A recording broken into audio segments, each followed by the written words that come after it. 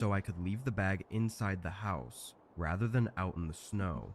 So when I got up to the door, I pushed it a little bit more open and slid the bag inside the house.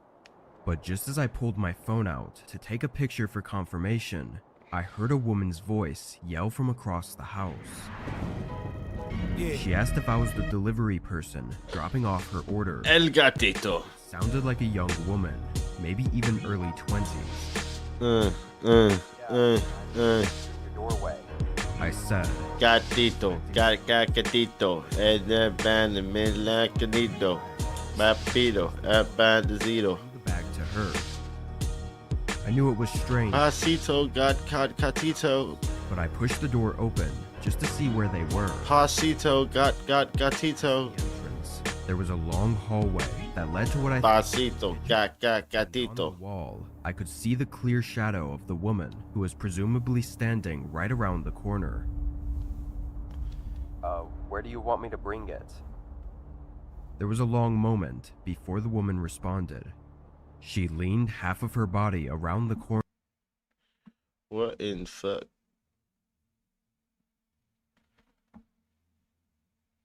Completely separated from their chilling contexts.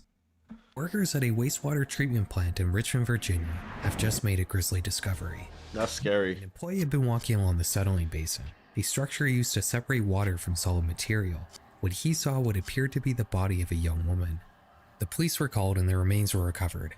The woman was young, short and slim, and had a tattoo on her arm reading, DR. A forensic analysis revealed that she had undergone a hysterectomy at some point in her life, Damn. which might point to pregnancy complications, treatment for ovarian cancer, or even darker, routine treatment at a psychiatric hospital in 20th century America. The hysterectomy didn't have anything to do with her death, however. That came about because of a bullet wound to the head. Other than the surface level information, nothing else could be gathered to tell this young woman's story. So, using 1981 technology, the police made a crude clay model of her head, depicting what she might have looked like before she passed to see if the public might be able to identify her. But nobody ever came forward. With no leads and nowhere to look, the police just stopped investigating. Life would go on the same as it did before. Nobody would ever grieve this woman. Her story would never be told and justice would never be served. She would never even have a name, only ever being referred to as the Richmond Jane Doe. And unfortunately, she's not a unique case. Currently, in the United States of America, there are more than 10,000 unidentified bodies. The idea of just coming across a body that never gets identified has to be one of the most disturbing concepts I can think of. In fiction, there's a common trope of an angry spirit haunting a place desperately trying to get somebody to tell their story. And these movies and books usually end with a tragic tale of their death finally being told, putting the ghosts at peace and allowing them to move on. Horror usually ends up being scarier than reality in most cases, but in this particular realm, reality is much darker than fiction. In real life, the body and the person that occupied it just stays lost forever. Their only memorials are scattered disconnected case files in different law enforcement agencies. In some cases, loved ones are desperately trying to get answers, unaware that the person they're searching for has already been found. But even darker than that, a lot of these people go unidentified because they've just been forgotten about, and the world callously moves on without them. When the Richmond Jane Doe briefly held the attention of law enforcement agencies in the early 1980s, criminal investigations mainly relied on traditional tangible evidence, like eyewitness accounts, fingerprints, and ballistics analysis, but a new movement had been gaining momentum. Instead of just looking for measurable evidence in individual cases, criminal profiling had police identifying characteristics of crimes that could point to the perpetrator's psychology in some way. This had law enforcement investigating previously overlooked aspects of crimes, like the degree of control used by the offender, the escalation of emotion in the act, and how organized or messy the crime scene was. Identifying these characteristics allowed police to not just categorize the sort of suspect they were looking for, but to also link different crimes together in a way they weren't previously able to using only traditional investigative techniques. But there was a problem blocking that last part from coming to fruition. Back in the early 1980s, law enforcement agencies were more or less working in isolation from one another. They all had their own specific procedures or paperwork and local files, and there usually weren't any protocols in place to share that information amongst themselves. This caused something called linkage blindness. If a serial offender committed a crime with striking signature characteristics and then went over to another county and did the same crime with the same signatures, 3 bomb those parts. two cases wouldn't get linked together because the departments investigating them would be working in isolation. Even if they did share information, the documentation would be different and a lot of commonalities wouldn't be noticed because of that. This is what VICAP was intended to solve.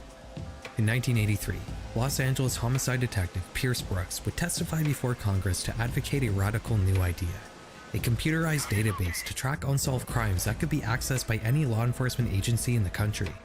This database would be set up in such a way that the seemingly minute details of different crimes could be linked together, helping investigators make connections they wouldn't have previously been able to make.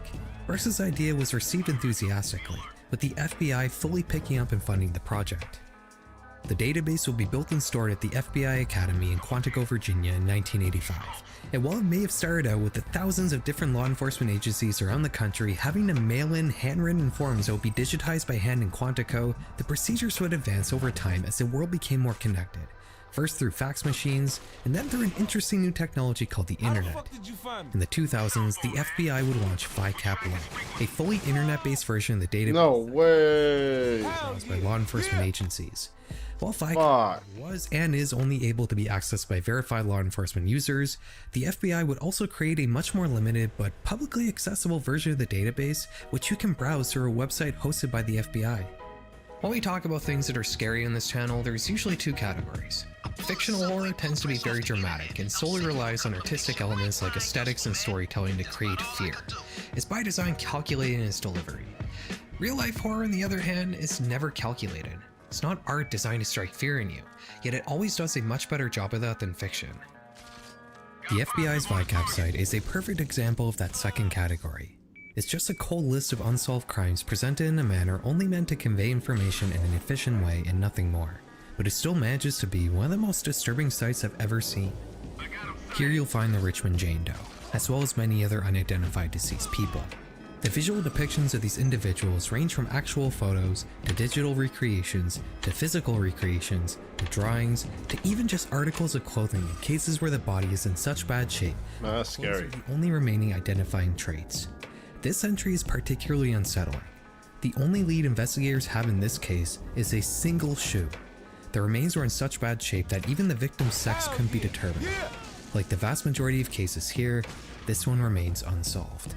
I find it interesting how VICAP sits beside the FBI's top 10 most wanted list on their website, as these two pages feel like yin and yang.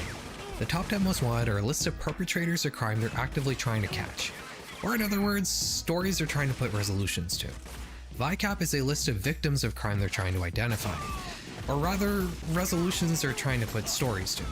The two sites feel like binary opposites. Another thing you'll notice on VICAP is how unsettling a lot of these photos look, even completely separated from their chilling contexts. These reconstructions often fall into the uncanny valley, with the people they're depicting looking almost real but not quite, leaving any viewer unsettled. A lot of these depictions look not unlike something you would see in some online horror project, but not everything creepy looking here is a reconstruction. On June 3rd, 1991, truck driver Eduardo Collin pulled into a Super 8 motel off of I-40 in Albuquerque, New Mexico. He rented a room for 2 people for just one night, but the following morning, Eduardo never came to check out. After waiting an entire day, the motel eventually sent a security guard to check on Eduardo's room on June 5th. It had been locked from the inside, and the guard had to essentially break in using a screwdriver. When he finally got in, there was no one to be found in the main part of the room, just scattered bottles of alcohol. The bathroom was a different story though. In there, the security guard found a woman suspended in the air, hanging from a suitcase strap tied to the shower. She was dead. Investigators would determine her cause of death to be hanging, which was found to be self-inflicted, and had occurred on June 3rd, the night the room was rented. Even though she had only been deceased for 2 days, the shower had been running the entire time, and the extreme amount of moisture combined with the sweltering New Mexico heat greatly advanced the decay process, and her body was already in a state of putrefaction when she was found. She had heroin in her system, and judging by the fact police found a scale in the room, drugs may have played a part in this tragedy. Many questions hung in the air about this case, the most immediate of which being Eduardo's whereabouts. He was nowhere to be found. The license plate he had given to the hotel staff had been fraudulent. the front desk employee who had been working the night of June 3rd was able to give a physical description of Eduardo, which happened to fit a picture found in his room. This is a photo of the deceased woman while she was still alive. It appears to have been taken at one of those mall photo booths, and the police assumed the other man in the photo was Eduardo. No one had seen this woman while she was still alive. She had no identifying marks on her body, and she didn't have any sort of ID on her. The only record of her ever having been alive in the first place was this eerie photo of her and this mystery man. Years would go by without any progress in this case.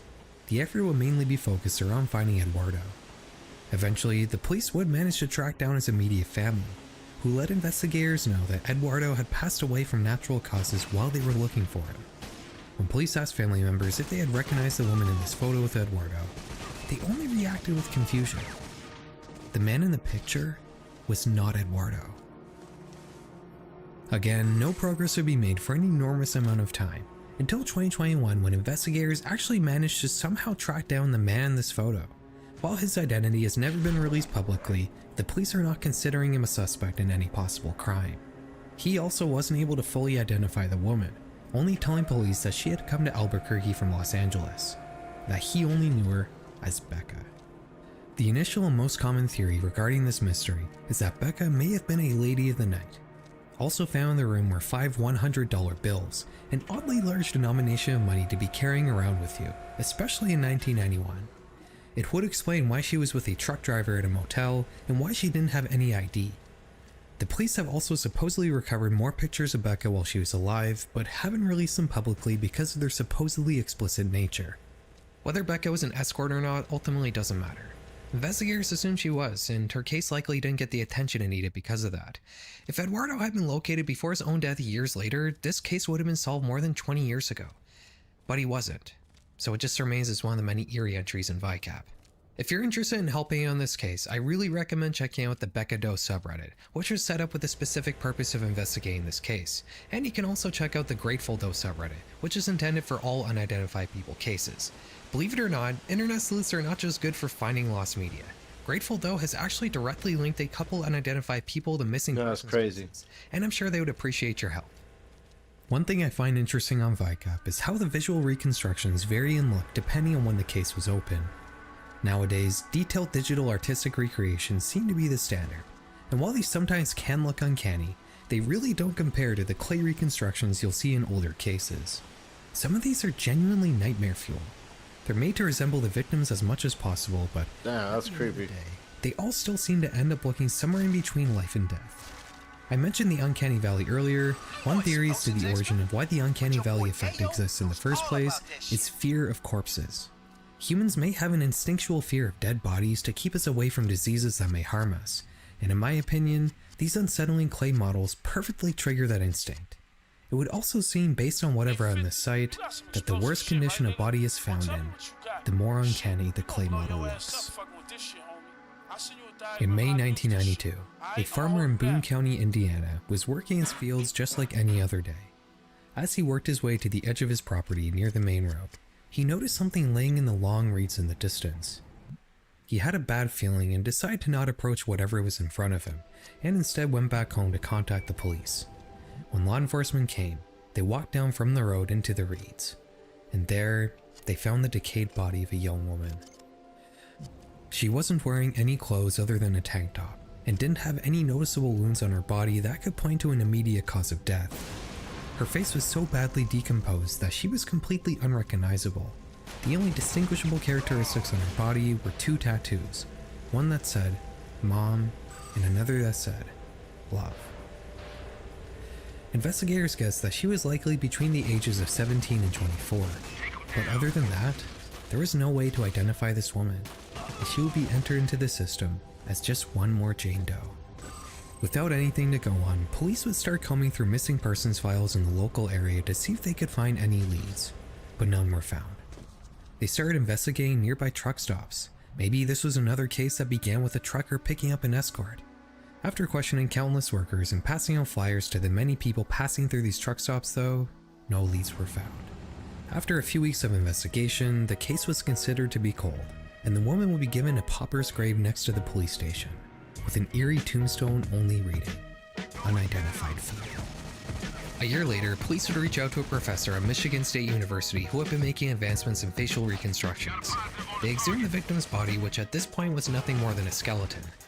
Nevertheless, the professor did his best to recreate what Jane Doe may have looked like before her untimely death. I looked through every entry on VICAP, and this was by far the most unsettling facial reconstruction I've come across. I get that they likely didn't have much information to go on with the extremely poor condition of her head when they found her body, and they were just doing the best they could in what was at the time a still primitive field of forensic science, but I can't help but feeling a little unnerved every time I see this photo. The police would place this model in their lobby to see if anybody who passed through it may have any information, but nobody ever did. In 2018, they would use more modernized techniques to make a couple much less unsettling looking facial reconstructions, but these still didn't lead to any new developments.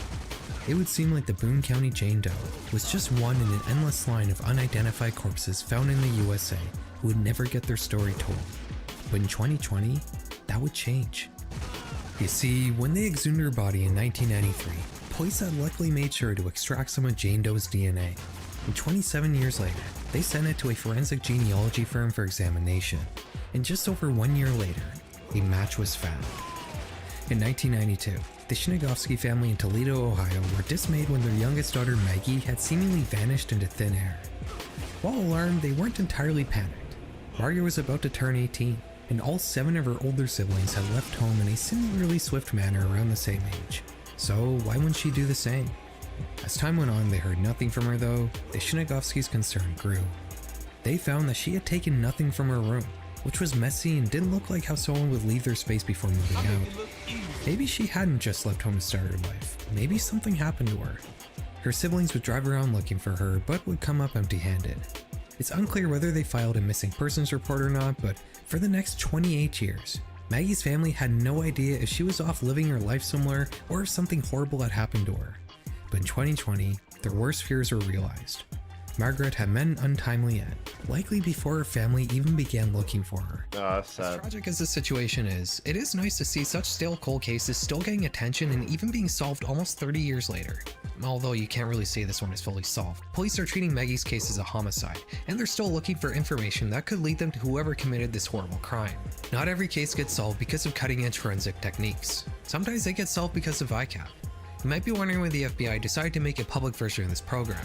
Well, that's because public interest has been a key part in getting these cases solved, and VICAP is a great way to publicize these mysteries. Our next case though, believe it or not, was solved in no small part because of Reddit. It's June 26, 1996. Along US Route 58 in rural Virginia, the cars unrelentingly rocket by, each one passing through this liminal space without ever giving it a second thought. A highway is never a destination, it's only a means to get to one. For the occupants of a certain Volkswagen bus, however, this normally transient area would be where their stories would meet an abrupt end.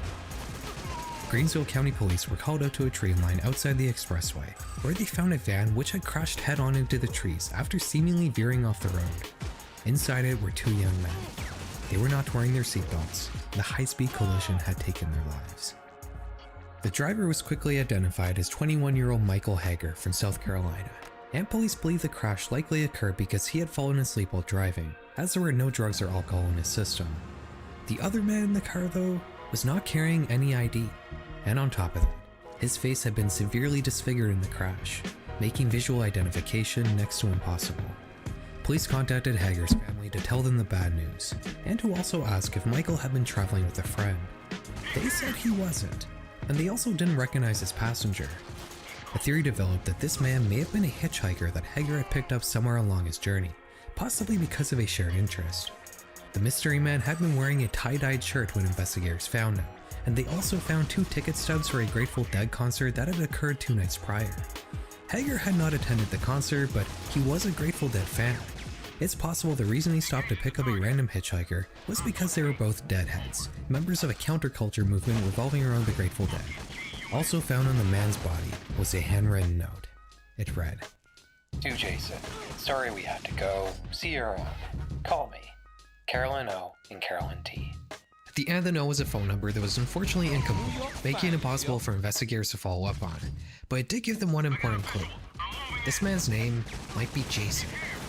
Unfortunately, this was the extent of the leads police had to work with at the time, and the case almost immediately went cold. Yet another eerie claim mock-up would be made along with the police sketch, and investigators would ask for the public's help in identifying who this man may be, but nothing would happen for another 17 years. In 2012, the National Center for Missing and Exploited Children will make a better and more modern reconstruction of Jason's likeness, and the public would once again be asked for help. A subreddit would be created called Grateful Doe, which I already mentioned. Internet sleuths here would tirelessly search social media looking for matches. Eventually in 2015, some photos greatly resembling the reconstruction will be found. They were posted by the former roommate of the man in these pictures, who said his name was Jason. Unfortunately, the roommate couldn't remember his last name, but this was still an extremely promising lead. The roommate goes on to describe Jason as a laid-back teenager who was into surfing and the Grateful Dead. He had a lot of close friends, but sometime in 1995, he would just vanish without a trace. Mainstream news would start reporting on the story, and Jason's mock-ups and pictures will be shared far and wide on pretty much every social media site. And soon enough, a breakthrough would be made. Jason's last name was Callahan, and when he had turned 18 in 1995, he decided to leave his hometown of Myrtle Beach, South Carolina to explore the country on his own. Eventually, he stopped contacting his mother, who had assumed that he had just started a life somewhere. He had come from a broken family, and it's not that unusual for children of divorce to estrange themselves from their parents. Unfortunately though, this wasn't the case for Jason Callahan, as his life was put to an end before it could really even begin. Like we talked about earlier, the Grateful Doe subreddit would be used after Jason's case was solved to help out with other cases of unidentified bodies, one of them being our final case for today. In October 1995, in the sleepy town of Brewster in New York State, the body of a middle-aged man would be found in the woods outside an abandoned schoolhouse. The police would be called out to investigate and quickly found evidence that this man had put an end to his life by his own hand. W. He had no identification on his body, but despite this, his face was still in perfect condition. You'll notice that this is the first case we've talked about today where the victim's face hasn't been disfigured in some way. This is rare. Yo, what's good? It can't be identified is because nobody knows what they might have looked like before they passed on. Investigators would have a much easier time making an accurate reconstruction in this case. And even more than that, this man has a very recognizable face.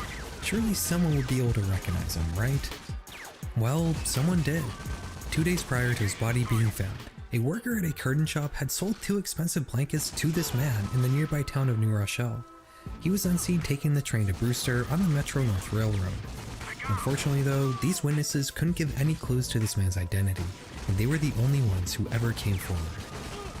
Despite an extensive investigation and having a very accurate looking facial reconstruction, this John Doe has never been identified. The police have made numerous public appeals, the latest being a VICAP alert sent out in 2020, but no accurate leads have been found since the 90s. The main theory I've seen regarding this case is that this man possibly traveled from New York City to a small out-of-the-way place in a less populated area of the region to end his life, and purposely threw away his ID so he would never be identified.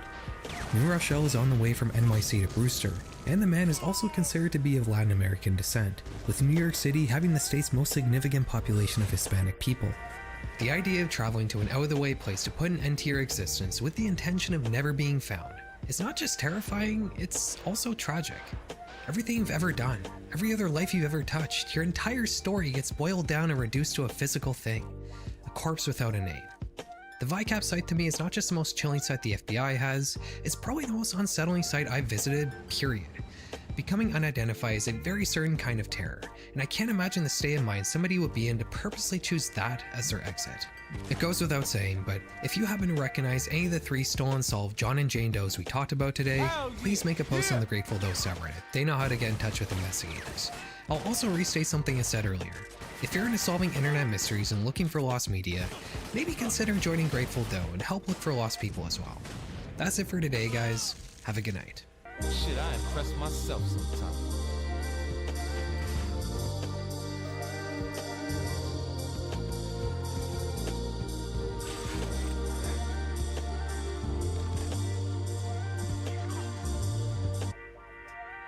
LinkedIn is weird. You probably haven't ever thought about it. After all, it's not really designed to be an enjoyable platform, and as such, most people only ever log in when they have to. For me, LinkedIn only ever entered my life when I was between jobs. Otherwise, my profile remained inactive. Some people use it while they're actively employed, but usually because of networking the platform enables is a part of their job in some way, or they maintain a presence with the intention of furthering their career in some fashion. Either way, the culture on LinkedIn revolves around the corporate caricatures of ourselves we present to the professional world, that version of us that genuinely enjoys bringing value to stakeholders. All social media revolves around deception in some way, but usually it's more about presenting an idealized version of yourself. Not necessarily lying, but rather just not showing everything, only the good parts of yourself and your life. The culture on LinkedIn, on the other hand, is specifically centered around lying. It's about the false enthusiasm you have to bring into the workplace. You don't care about making the company you work for more money, yet that's the attitude you have to bring to LinkedIn. This has made the platform feel much more fake than any other, to the point of being uncanny when you actually sit down and analyze it. Everybody has the same smiling headshot as their profile picture. Everybody writes in the same learned, confident voice. Everything just kind of bleeds into each other and nothing at all sticks out. It's like driving through a forest and trying to keep track of the passing trees. Despite this monotony, there's a lot to talk about with LinkedIn. The platform itself both operates very strangely and has endured many controversies over the years, the latest being a cybercrime problem that might be the largest out of any I've seen on any platform. There's also the LinkedIn addicts, the only honest people on the platform who are dangerously fanatical about it. Oh, and there's also the cults, but before we get to that, we've got to take a look at a single profile. Let me introduce you to Aegon Chalakian. On the surface, this profile looks like any other, one intended for a seemingly pretty educated and accomplished person. But the closer you look at it, the weirder things get. You wouldn't see it on a surface glance, but this page is an entry point into an insane rabbit hole that reaches both outside of LinkedIn and the internet itself, into a world of geopolitics that make conspiracy theories look like weekly weather forecasts. You see, Aegon is not a real person. Except he is. He's a flesh and blood human being. But he also doesn't exist. Not in the way a normal person does, at least. Yeah, it involves AI, but it's much more than that. He's connected to a real-world shady organization that has connections in the White House, while at the same time explores esoteric practices that directly deal with the supernatural. But let's not get ahead of ourselves. Let's take a closer look at Aegon's profile.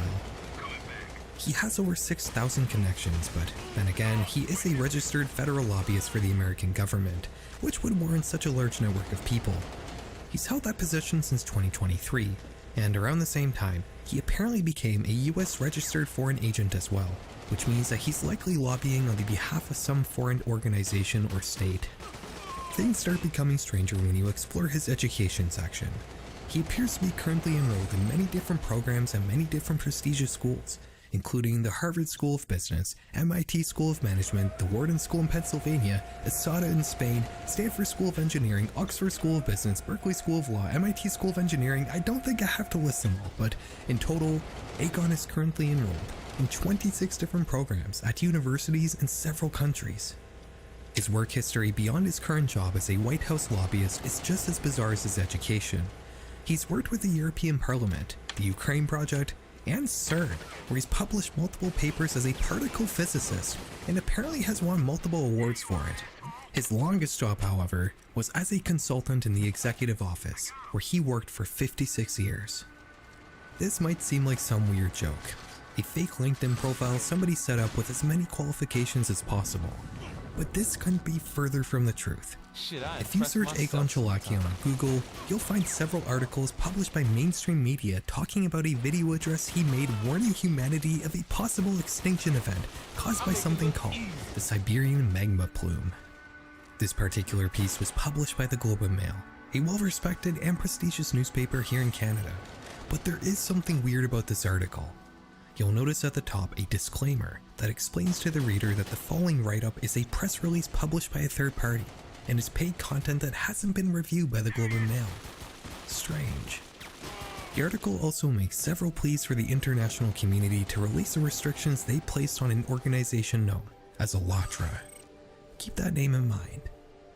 Other than these articles, which mostly seem to focus on the same press release we just talked about, there's not really a whole lot else out there about Mr. Chalakian. There's a profile on a site called academia.edu that features much of the same content as his LinkedIn profile, But you should keep in mind that just like LinkedIn, anybody can make an academia page. He also apparently has an account on YouTube, and this is where things get even more bizarre. His channel is called Earth Save Science Collective, and he's uploaded many long videos. And I don't mean like an hour or 2 hours, no. His longest video is a whopping 8.5 hours long. It's called The Impact Documentary, and the whole thing seems to have been generated with AI, both the voiceover and the visuals, with the main narrator being an AI version of Aegon dressed up as George Washington. The documentary warns of a powerful hidden enemy that's supposedly tirelessly working to dismantle global democracy using informational terrorism, with their end goal being to force a second civil war in the USA and establish a new world order. It's all standard alarmist conspiracy theory nonsense, but it also makes frequent and odd mentions of anti-cult organizations, and how legitimate institutions like the EU's FECRIS are actually somehow promoting terrorism by advocating for anti-cult attitudes in mainstream society. The other videos on Aegon's channel appear to also be aided by AI in some way, like this video titled The Crossroads, where he eerily speaks for 3.5 hours straight without moving an inch. I said in the intro of this video that Aegon doesn't exist, but he also does. That's true. These videos contain Aegon's presence, but they also don't really depict a human. They're obviously mostly generated with AI in some manner. Aegon is a living, breathing person though. Also on YouTube, you can find a televised interview he did at a 2024 UN climate conference, which involves no AI and proves that he is indeed a real person, one that's accomplished and respected enough to be in the position to do a TV interview at a UN event. But his education history also can't be real, and there's barely any information about this supposedly important public figure on the internet outside a few recent paid press releases, a bunch of weird AI generated YouTube videos, and of course his LinkedIn profile. What is going on? The rabbit hole keeps getting weirder the further you go down. If we go to the website linked on his YouTube channel, you'll find a gallery of photos that shows Aegon with various prestigious people. They seem normal at first glance, but again, as you look closer, things start to seem off. In this picture of Aegon with a Harvard economics professor, you can see that the books in the background don't seem to have legible writing on the spines. They're either blank or have nonsense scribbles written on them. The most damning example is this photo showing Chalakian with his supposed colleagues, Maria Zuber, the vice president of research at MIT, and also an astronaut named Kate Rubins. There's clear evidence that both Maria and Kate were completely doctored into this photo. The real picture of them is this one, which comes from an MIT article and does not contain Aegon at all. You can line up Maria and Kate perfectly between both of these photos, and Aegon's doctored version was likely created with AI, judging on the smeary ChatGPT look of the image. Chalakian's website also makes frequent mention of Alatra, that mysterious organization that seems to follow him around anywhere he is on the internet. And it's here where things really go off the deep end. Alatra presents itself as a volunteer-driven international public movement focused on studying natural disasters, geodynamic changes, and promoting discussions to solve the global climate crisis. They supposedly have participants in more than 180 countries, most of whom are scientists, experts, and other professionals. Again, like everything we've talked about so far, this all seems fairly normal on the surface. But not everything is as it seems. Hey. Alatra is based in Ukraine, and in 2023, their headquarters were raided by the military. Why? Because the organization, who the Ukrainian government had labeled an extremist cult, had been promoting Russian propaganda, specifically stating that all Slavic people were destined to come together and form a single state who would be commanded by a savior-like figure, one who greatly resembled Vladimir Putin. In the raid, the authorities would seize Russian propaganda literature, documents depicting... You want me to check out a fade? A dirty fade? Look, man, everyone's dirty. You want my help? It's gonna cost you. You're cashing in on that favor you owe me for the safe house info. What you want, though? Not what? Who?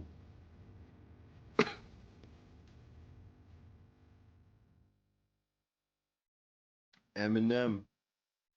occult symbolism, portraits of Putin, large amounts of Russian currency, and several firearms. You might assume that this is some Russian-backed propaganda machine, but things get even weirder if you can believe it. In 2025, Russia themselves would also label Alatra as an extremist sect and would order all their activities to cease in the country. It's pretty rare for both Ukraine and Russia to agree on anything. Just what exactly was this group doing? Let's back up a second. When Ukraine raided Alatra, they called it a cult, and they also found occult art and literature in the compound. They also found this, a big glass pyramid with a chair inside. This is where we start diving into esoterica. You see, Alatra believes in the supernatural. Specifically, they purport that humans have an innate ability to communicate telepathically, one that's never been properly unlocked. This energy pyramid device is part of an experiment set up by the sect to prove that humans can do this. We have gathered here today to conduct the first international pyramid experiment, the goal of which is to determine the possibility of transmitting information telepathically at a distance. We will choose one of the symbols randomly. The operator will look and memorize this symbol, and then at 5 p.m. GMT, she will go into the pyramid and will be transmitting this symbol for half an hour. Alatra made a whole video outlining this experiment. A woman is presented with a selection of 12 visual symbols. She chooses one and memorizes it. Then she gets into the pyramid and begins using it to transmit the symbol telepathically. She does this for 30 minutes. While she's transmitting, 1,100 participants around the world attempt to receive the communication and submit the symbol they think is being transmitted. Supposedly, the experiment was a success, and the correct symbol was the most commonly chosen option. Look, I could go on for a long time about Alatra. There's been accusations of SA against his founder, allegations of harassment, threats, and smear campaigns against his critics, but this video is about LinkedIn. We kinda got away from that. Let's rein it in. Egon Chalakian is a mysterious man to pin down. Everything he does seems to be half lies and half truths. But one thing he most certainly is a foreign agent lobbyist in the White House working for Alatra. That's true. You can find publicly available proof of that on the internet. His other activities and qualifications, though, are questionable. In the 1970s, the SEC issued a violation order against Chalakian for misrepresenting his education and employment history. And remember those academic papers he posted to his LinkedIn? They weren't written by him. They were stolen from a scientist with a similar name, Arpane Chalakian. He also claimed to have worked for CERN, but when asked about it, CERN came back and said that they had never heard of him. Almost everything surrounding this guy has been proven to be fake or just unsubstantiated, except for the fact that he is indeed a lobbyist working on the behalf of Alatra. Egon is not the only person connected to Alatra in the White House. Pastor Mark Burns, Donald Trump's personal spiritual advisor, is a member of Alatra. There's a video and article on their website where he repeats many of Egon's talking points, alleging that the anti-cult movement is actively harming people. Again, this is the President of the United States' personal spiritual advisor repeating the talking points of a cult that believes in human telepathy. To wrap this up, here's my personal theory, and to be clear, this is just my opinion, so take it with a grain of salt. Judging based on the contradicting information and substantiated evidence of multiple cases of falsified credentials, you could fairly assess Egon as a sort of con man. I think he was picked up at some point in the last couple of years by Alatra, and they helped fill in the blanks to make him come off like some important figure, which is evidenced by the very little information about him that exists outside his lengthy LinkedIn profile. They then used him, a native-born American, to act on their behalf as a lobbyist in the White House. The agenda he's pushing likely reflects the talking points you can gather from his AI-generated YouTube videos: climate catastrophes, impending doomsdays, and putting an end to anti-cult attitudes around the world. As for Alatra themselves and what their motivations may be, I have no idea. As much as I'd like to get into that, it would be a whole other video on its own. Egon Chalakian's profile on LinkedIn remains one of the strangest on the site. It reflects a man that only half exists, one that is made of flesh and blood, but not of the history he claims to have. He can be seen with your eyes, but most of what you can see of him are AI fabrications. The only real thing about this man is his advocacy for a bizarre and powerful cult. Believe it or not, Egon is not the only fake person we're going to talk about today, and Alatra is not the only cult either. LinkedIn is full of weird things, and I'm surprised people don't talk about it more often. Like I said, it operates much differently than other social media platforms, and when it comes to terminally online social media addicts, LinkedIn fanatics in particular are very unusual. When you imagine a typical terminally online social media user, the archetype likely varies depending on the platform you're thinking of.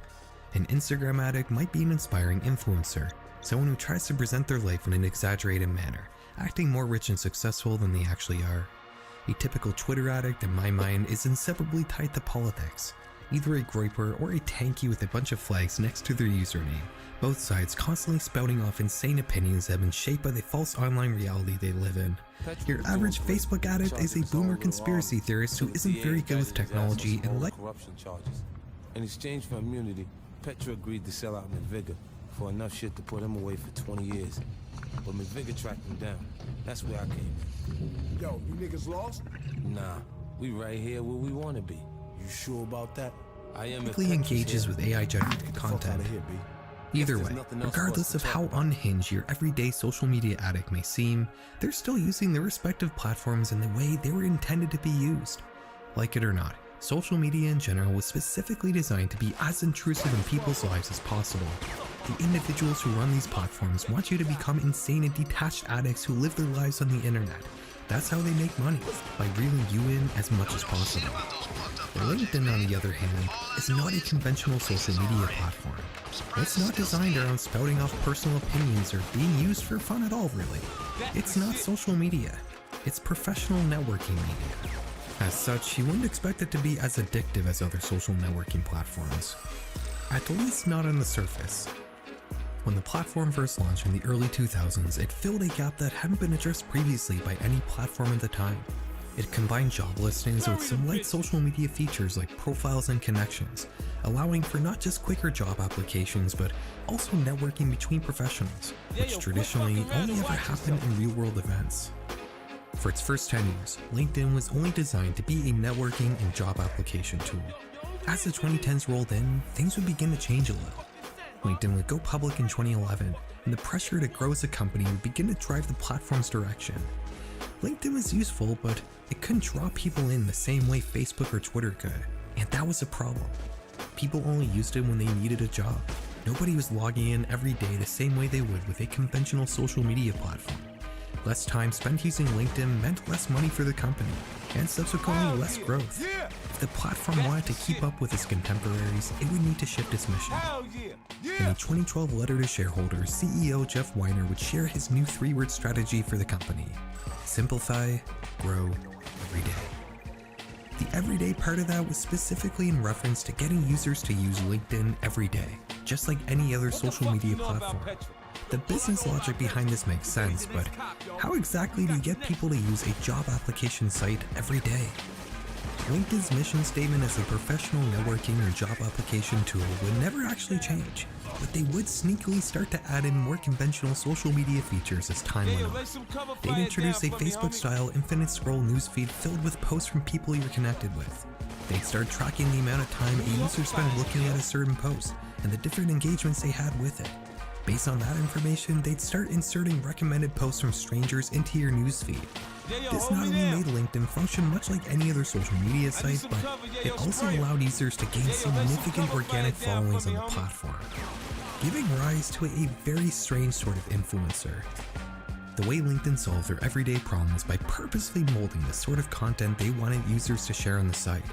Not necessarily life updates like Facebook or interesting random pieces of information like Twitter, but rather career advice and educational content. The problem is, there's only so much career advice people can post every single day.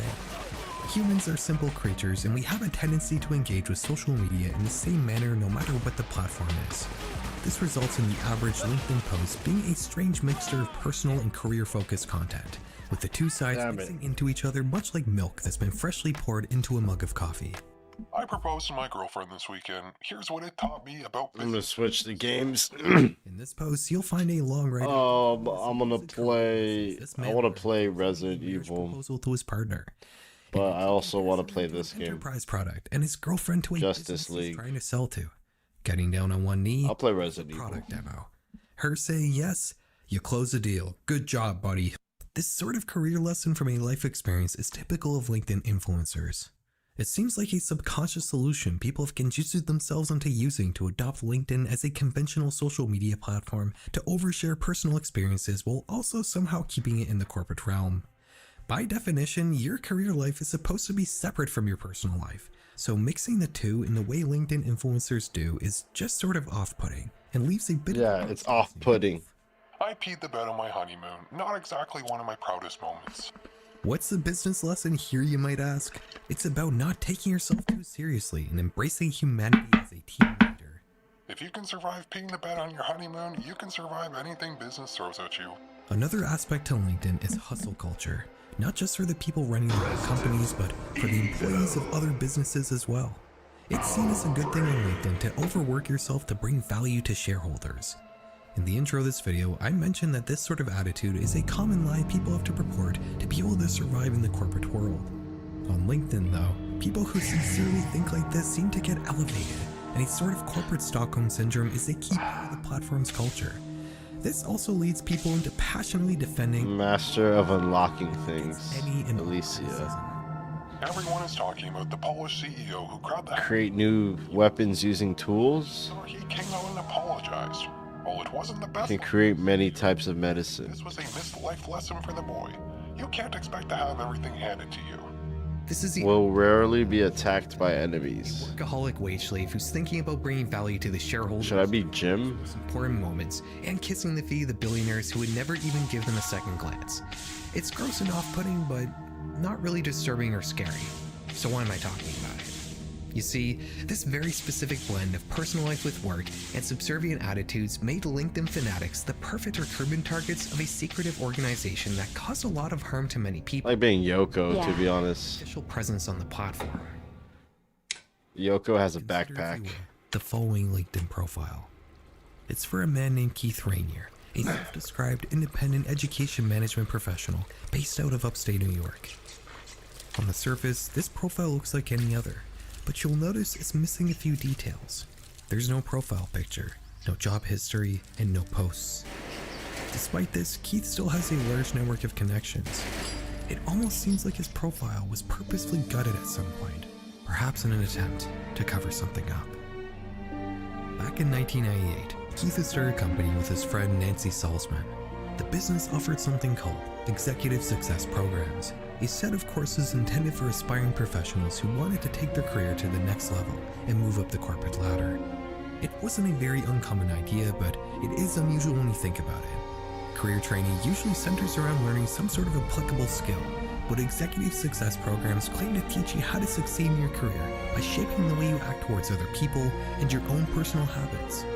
The concept may have been dressed as a high-end professional training program, but in reality, it was just another subset of the self-help industry, which was experiencing a massive boom around the turn of the millennium. Self-help gurus present themselves as successful people, being kind enough to let you in on the supposed secrets that can make your life similar to theirs. The tiny things you can start doing today to give you more confidence, more money, more women, and more respect, which in turn translates to more success in all aspects of your life, including your career. The thing is, actual successful and wealthy people don't have to resort to making money by teaching classes about self-improvement. It would have to be a work of passion. And why go the trouble of leaving behind your already fulfilling and prosperous career to teach in a classroom full-time when you can just ghostwrite a book and be done with it? Because of this, a large proportion of these gurus end up being average people who are just pretending to be successful, which even leads to criminal convictions of fraud in many cases. You can make an argument that both Keith Rainier and Nancy Salzman were in this more fraudulent category of gurus. Before offering their classes, Keith's only work experience had been Aren't you eating anything? Nothing grabs the internet's collective curiosity quite as much as discovering an unexplained sealed-off space on one's property. Several of the top threads of all time in the Ask Reddit subreddit revolve around finding a secret house. And of course there's the infamous safe saga from 2013, when a Reddit user discovered a locked safe in the basement of their new home. This situation will be all over the site for a whole 7 months. People will go nuts speculating just what could be inside this massive safe. But the saga ended when it was eventually cut open and nothing was actually inside it. That's how these stories tend to go. People always assume they're gonna find some secret murder room or hidden treasure, but it always ends up being some unused crawl space or something. On 4chan in 2012, however, there was a story just like this that flew under the radar. But the difference with this one was that it did indeed amount to something more. On August 22nd of that year, the user wrote a post on B, the random, claiming to have a disturbing and true story to share. This is what they wrote. Have you ever stopped and considered just how much data you're unknowingly giving out to third parties when you sign up for different apps and services on the internet? Even $5 million in identity theft insurance protection. It's Jennifer for sponsoring this video. Damn 3 ads. days ago, my last living grandparent, my mother's father, passed away at the age of 89. He was a World War II vet, and my mom tells me that after returning home from the Navy, he was never quite the same. In fact, he was pretty paranoid about nearly everything. I was never really allowed to stay at his house. In 1965, his wife died suddenly with no real explanation. My mother tells me that my grandfather became extremely fearful of a nuclear war with the communists, and that he started to dig a bomb shelter out of the rock and limestone on his land. I had never saw the shelter until today, when my family was going through my grandfather's belongings. This is the entrance. I had only ever asked my grandfather about his hand-dug cave one time in my life, which was when I was about 16 or so when we got together for Christmas. He didn't really seem to want to talk about it. He just told me to not ever go there. This picture is a view back towards the door after you go down some steps past the entrance. I hadn't thought about the shelter since then until today, when my mother asked me to go and check it out to see if I could find anything worth putting into the estate sale. To be honest, I was pretty excited. I thought maybe I'd find old gas masks, non-perishable food items from the 60s, and maybe even some forms of entertainment that he had planned to use to keep the family busy in the event of an attack. This picture is the first hallway, which curves off to the right at the end. The first thing I found was this rudimentary toilet. Of course, time wasn't kind to it, so there wasn't much left. I just snapped a picture of it and kept going. Although I did have to admire the work that had to have gone into chipping away at the rock, one heave at a time. Further down the hallway, I came to nothing more than a bunch of old rusted garbage on the floor. I instantly felt my heart sink, because I had such high hopes for what this exploration might yield. It was beginning to look like my grandfather had just given up at some point on his dream of crafting a shelter. But you'll notice that in the previous picture, the hallway curves off to the left. I was expecting to hit a flat wall of rock, but instead, I found a huge iron door that was padlocked shut. Fortunately for me, it had become rusted to all hell, so I was actually able to just pick up a decent-sized rock off the floor and hit the padlock until it busted the entire loop that it went through. Opening the door was another story though. It was extremely heavy and had become rusted shut over the years. I found a shovel back in the garbage heap, used all my strength, and was eventually able to force it open. The only thing back here was a hallway that abruptly ended where he had stopped digging, and a doorway off to the right. Going through it led to this room that looked more like a cavern than a bomb shelter. As I looked around, I noticed this carving of a cross in the stone. At first I thought, oh, no big deal, maybe he just came back here to pray or something. But that's when I noticed there were more carvings. Suddenly, I see this face carved in the rock. There were faces everywhere. Seriously, it was as though there were a bunch of ghostly faces staring you down in that room. Here's another example. I noticed that while the previous one appeared to be a soft female face, this one was an angry male face. There were really quite a few of them. Probably 6 or 7. They were all carved into the walls, as if they were facing that cross carving and worshipping it or something. And then I saw this one. Oh shit. Carving in that room. I was right in front of that bullet too. This one was clearly meant to be a skull. It seemed so out of place. I happened to look down at the ground below the skull carving, and there, sitting in a bunch of concrete rubble, was a bone. Don't get me wrong. This was no deer bone. It clearly came from a human. My heart was pounding out in my chest. As I started to look more closely, I saw more bones coming out of the concrete, as though human remains had been dumped in a batch of quick dry cement or something. Then, I could have sworn, I heard a quiet laugh from the corner of that room. That's when I bolted. I ran out of that room like the devil was chasing me. I ran all the way out of the shelter, all the way back to the house. Anons in the thread would speculate just what the purpose of this real-life dungeon may be, and one user came up with a pretty good theory. You see, one thing I left out here was the word that Opie's grandfather used to refer to a shelter. Opie couldn't make out exactly what it was. To him, it sounded like his grandpa was saying, Asuer. Anon's theory was that the word OP was likely looking for was Asur, a site made to serve as a final resting place for skeletal remains. One famous example you've likely heard of would be the Paris catacombs. By the way, before you ask, this is an actual sculpture that exists in the catacombs. It's called the Passer-Through Walls. If Opie's grandpa was mentally unwell, it's not terribly far-fetched to assume that this was intended to be some sort of tomb for his loved ones, just a very unusual one. Shortly after posting it, the picture of the bone would be unexplainably removed from the thread. And before the OP could return to continue the story, the entire post would be mysteriously deleted. It would never get properly archived. The only proof that it even exists in the first place is this single screenshot, which would be passed around the following years on various platforms. This thread is not a unique case. Over the years, one of the primary drivers of the more esoteric side of internet culture has been 4chan screenshots. I'm sure you're no doubt familiar with some of the more famous stories to come from these visual archives, like Lavender Town Syndrome, Ben Drowned, or Hero Mark. Even the SCP Foundation was a concept burnt on 4chan all the way back in 2007. When the story presented in a thread resonates enough, screenshots of it will begin floating around other threads, eventually finding their way onto Reddit, where a big YouTuber will find it and make a video about it, at which point the story will be forever cemented as part of the general internet horror lore. But while this pipeline has run its course many times throughout the years, not every 4chan screenshot makes it all the way.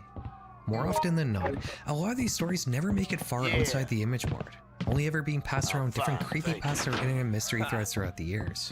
A couple weeks ago, I spent a substantial amount of time reading through every archived creepypasta thread I could find between the years of 2011 and 2015. This era is what I would consider to be the golden age of internet horror, and it's when I used to personally browse 4chan's paranormal board, also known as X. Does it automatically combine? Going to bed. In this time period, X was chock full of internet mysteries, unexplained websites, disturbing YouTube videos, and creepypastas. Nowadays, the board is more focused on esoterica and magic than anything else, so I wanted to bring back a taste of what I remember from this bygone era of 4chan. I read through literally thousands of posts to make this video, and while I'm sure some of these topics were likely covered by other YouTubers before, I am certain that a good amount of the stuff we're going to go over today hasn't been talked about before on YouTube. So, without any further ado, let's get back into it. What now? In 1998, British artist Tracy Emin would unveil the piece that would go on to define her entire career. It was called My Bed, and consisted of a meticulous recreation of what a section of her bedroom had looked like when she was going through a particularly rough depressive episode. The piece is complete with empty alcohol bottles, used tissues and other various pieces of trash, an overflowing ashtray, and bloody underwear. Even if you're not into modern art, you've got to admit that the piece is striking. It's not what you expect to see in a sparkling clean art gallery, and even though it's just a few pieces of garbage around a bed, it's a little hard to look away from, almost like watching a car crash. This same morbid curiosity that fueled the eventual £2.5 million sale of My Bed also fueled a trend that would occur about 10 years later on 4chan: neckbeard nests. Originally starting on Veed, the video game board, users with particularly messy and disheveled bedrooms would post photos of their surroundings. Emmy's depressive episode mostly amounted to a small amount of trash around her bed. These neckbeard nests were on a totally different level. The green herb did nothing. Of trash, you'll find a Thought it would heal me from the virus, but I was already attacked. Cigarette butts. I have the virus already. Always a disaster zone, but sometimes these battle stations exist in what appears to be abandoned houses or sub-basements. They really are some of the worst possible situations you can imagine somebody setting up a computer room in.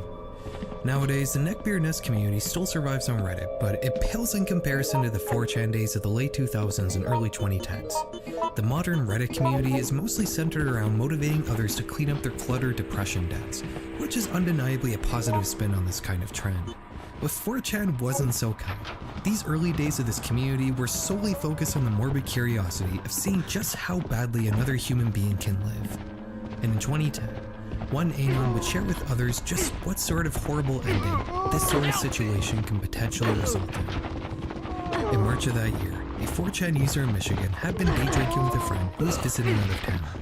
The friend noticed that the house next door seemed to be abandoned and had a bright pink condemned sign on it. OP notes that they had never seen anyone walk in or out of that house in the 2 years they lived next door. With the two getting more drunk, they decided to see if they can get into the condemned house and explore it. The door of the garage was partially open, and inside there was a door that led into the house. The place is incredibly cluttered and dilapidated. The two set about exploring the home room by room, noticing strange details like the extremely antiquated interior decoration and a full train set proudly displayed in the middle of the mess. They explore the basement, the kitchen, and then they get to the living room, which appears to be the messiest room in the whole house. Here we can see an insane amount of empty bottles and cans. Some of them are water and soda, but the vast majority here are alcohol containers. As Opie is taking pictures, his friend suddenly freezes up and says, "That's a dead body." Opie turns to face where his friend is looking, and sure enough, an extremely decayed body of a man is sitting in an easy chair in the middle of the room surrounded by garbage. I obviously can't show you exactly what the deceased person looks like here, but it almost seems like he just dozed off and never woke up. The OP says that this is where their memory got a little foggy, but the one thing they can recall is the journal sitting next to the man. It would seem this guy documented everything he ate or drank, as well as the money he made by returning empty cans. In the final entries of this journal, the man writes that he can't eat anything due to an intense flu, which he can assume is what led to his demise. This story would make it outside 4chan, gaining a decent amount of traction on Reddit a few years later. In one of the threads, a commenter gives us a bit of insight into the situation. They say that this was more than likely a drinking journal, which is something that AA programs request participants to do to keep track of their alcohol intake. They go on to say in a different comment that the flu the man was suffering from was likely complicated by liver failure or chronic pancreatitis. When this happens, the person suffering often can't keep food down due to the pancreas contracting. Alcoholics tend to have very weak immune systems, so this combined with the flu is what likely led to this man's lonely death. I'm trying to find some news story or something that could corroborate this story, but couldn't find anything. That's not terribly surprising since there likely wasn't any sort of investigation here and no reason for the media to get involved. On top of this, the original thread where this was posted has been completely lost to time. 4chan archiving wasn't all that common back in 2010, and as such, this story only lives in the form of various screenshots which have been passed around different 4chan threads over the years. Our next topic survived the test of time in the exact same manner. id Software's Quake 3 was a pivotal game, indicative of an era of major transition for the FPS genre. Just like what Epic Games had done with the sequel to Unreal Tournament, id too had dropped the campaign element present in the first two Quake games in favor of a multiplayer-focused experience for the third entry. Instead of playing through a story, the single-player component of the game essentially replicated the multiplayer mode, with players having to fight a series of death matches against bots that would play just like human players. Nowadays, this would seem like a major downgrade, considering just how good id Software's legendary team were at crafting FPS campaigns. But you have to remember the context of this time period. Internet was becoming much more commonplace, and the idea of playing against other humans from the comfort of your own home was an incredibly tantalizing novelty. You wouldn't have to stop playing a game after you beat it. You would have a different experience every time you jumped into a multiplayer match, theoretically making for an endless amount of fun. Whatever ever was absent from putting together a single-player campaign was instead funneled into making the best enemy AI system possible. The team's intent was to make artificial players that would be indistinguishable from human opponents. They ended up creating an incredibly dynamic AI system, one that could react to different situations based on the personality of the specific character the AI was playing. These bots could respond to up to 50 different commands from the player, and they could even be talked to in the game chat. On the internet today, you'll find anecdotes from players who thought they were having a conversation with a real person, and were surprised to find out they were actually talking to a bot player. To this day, Quake 3 remains a huge milestone in the quality of enemy AI, one that even many modern games fails to achieve. There have been multiple papers and studies revolving around Quake 3 bots, but in 4chan in 2011, there was a much less formal and much more unsettling look into the possibilities of this AI system. In September of that year, an Anon would start a thread detailing some of the things I've already told you about Quake 3's AI system. They then go on to outline an experiment they set up. It involved running a server with only bot players to see how they would fight. Damn it, I fucked up. I took the red one. I'm sure we've all watched at least a couple bot matches play fucked up or something. The difference with this experiment, though, is that after OP had set it up, he forgot to shut it down, and it ran for 4 years. When finally checking in on the bots after this huge period of time, the 4chan user discovered something strange. The bots weren't fighting anymore. They were all standing still. OP thinks that maybe it's just a glitch, so they changed the map and start a new game. But the same thing happens. The bots all just stand still and don't fight each other. One Anon suggests that maybe the bots figured out that the best way to win the game is to not play. Nobody dies if nobody kills. Perhaps they've achieved world peace. Another Anon wonders what would happen if a human were to join. Would the ceasefire be broken? OP decides to try it out, and this is what he says. Okay, that was pretty fucking weird. I joined the server and the bots still just stood there, but the fucked up thing was that they would rotate to look at me. I walked around a little bit and they all just kept looking at me. What now? So I grabbed a railgun and fragged one of them. They all ran for the nearest weapons, took me down, and then the server crashed. OP goes on to say that the match was a free-for-all. There were no teams, so the bots should have been attacking each other just as much as they were attacking the human player. But that didn't happen. OP then goes on to check the AI logs for the bots, which are each 512 megabytes, which corresponds to about 500,000 pages of text. Each bot had this amount of data attached to it. The OP tells us that these are tactile logs, records of what did and didn't work in a specific play session. Or in other words, memories. That's all there is to this thread. Just like the other ones we've discussed, this only survives in a screenshot. The original thread was never properly archived. This story also wouldn't stay isolated to 4chan, however, and it would actually make the rounds a few years later as a news story, with the headlines claiming that Quake 3 bots had figured out how to achieve world peace all in the Damn it. How do I open this door? But did they actually? Most people who encounter this story assume that it's fabricated, and while I do agree with that, let's just entertain how it may have come to be if it were in fact real. The first line of this post mentions that Quake 3 bots use a neural network, which is implying that they can learn and have emergent behavior. This is not true. While Quake 3 AI is very advanced, there isn't any sort of integrated machine learning, and while the bot is designed to react to the player and the environment around them, these reactions are static and don't come about as a result of learned experience. This is enough to debunk this story somewhat, but there is one thing that could make this tall tale somewhat plausible. Bugs. If a server is running a game for 4 years straight, the likelihood of some bug just absolutely crashing the game logic happening is pretty high. I've played a decent amount of Quake 3 in the past, and while I've never had the enemy AI crash out on me before, I have had something similar to this story happen to me 9 years ago while playing the PS2 version of Unreal Tournament.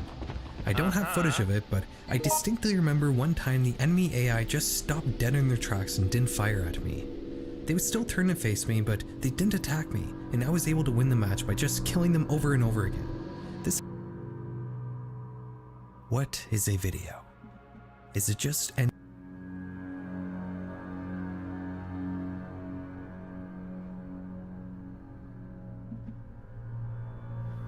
What is happening? So we got more and more leaks coming out. Well. Opening scenes. Let's check this out here. We have a new Avengers Doomsday leak today that could possibly change the way that we see not only some major plot points of the film, but specifically the opening scene of the movie when it comes to Steve Rogers. It actually could change the way that we see one particular teaser that Marvel Studios has already let out. Well, if we getting Captain Hydra, because people are talking about the colors on the helmet, that'd be very interesting. Even some bad guys love their children. I could see Captain Hydra holding his newborn. That would be interesting. And I do think we're learning a little bit about what's going to happen with Doom and Loki just by this one report. And I also think Doom is going to be a lot sneakier than we really think he's going to be. I mean, it's very Doom to be sneaky and to be manipulative and have ulterior motives behind the scenes. And I think we're going to see all of that in Avengers Doomsday. What is going on, Cosmic Crew? Thanks for stopping by the channel today. Let's dive into this new report. It's coming from the shop below. Okay. If you did not hear recently, there was another report before this that in the Thunderbolts post-credit scene where we see the Fantastic Four ship come into our universe, it was recently reported that Doom was actually going to be on that ship with the Fantastic Four. Now, it's being further reported by My Time to Shine Below.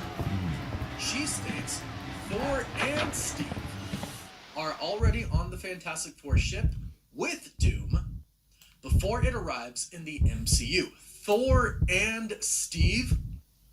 That's actually pretty crazy to hear. Yeah. Actually going to be on that ship with the Fantastic Four. Now, it's being further reported by My Time to Shine Hello. She states Thor and Steve are already on the Fantastic Four ship with Doom before it arrives in the MCU. Thor and Steve? That's actually pretty crazy to hear. Yeah. And I think this could change how we view the beginning of this movie. What's really interesting about this right away, I'll state, is that Thor is already on the ship.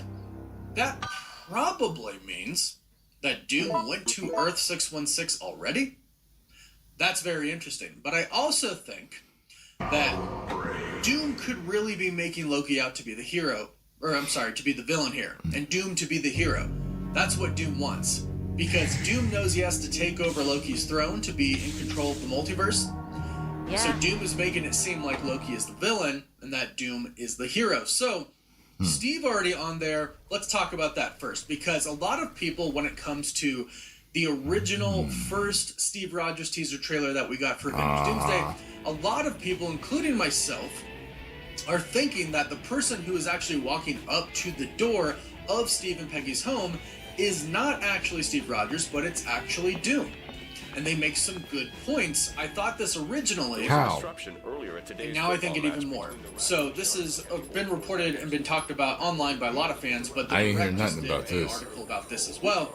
And they state, after this shot, fans see a tall figure walking up to the stairs to the front door of Steve's house. Right. Originally believed to be Steve, some now believe this person may actually be Robert Downey Jr.'s Victor Von Doom. And here's the good point that they make. While Steve is unquestionably wearing blue jeans in the shot showing him getting off his motorcycle on the stairs to the front. Tall figure. How tall is Robert Downey Jr.?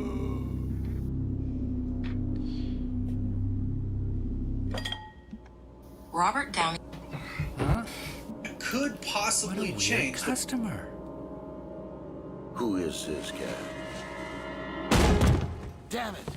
We have a new Avengers Doomsday leak today that could possibly change the way that we see not only some major plot points of the film, but specifically the opening scene of the movie when it comes to Steve Rogers. It actually could change the way that we see one particular teaser that Marvel Studios has already let out. And I do think we're learning a little bit about what's going to happen with Doom and Loki just by this one report. And I also think Doom is going to be a lot sneakier than we really think he's going to be. I mean, it's very Doom to be sneaky and to be manipulative and have ulterior motives behind the scenes. And I think we're going to see all of that in Avengers Doomsday. What is going on, Cosmic Crew? Thanks for stopping by the channel today. Let's dive into this new report. It's coming from My Time to Shine. Hello.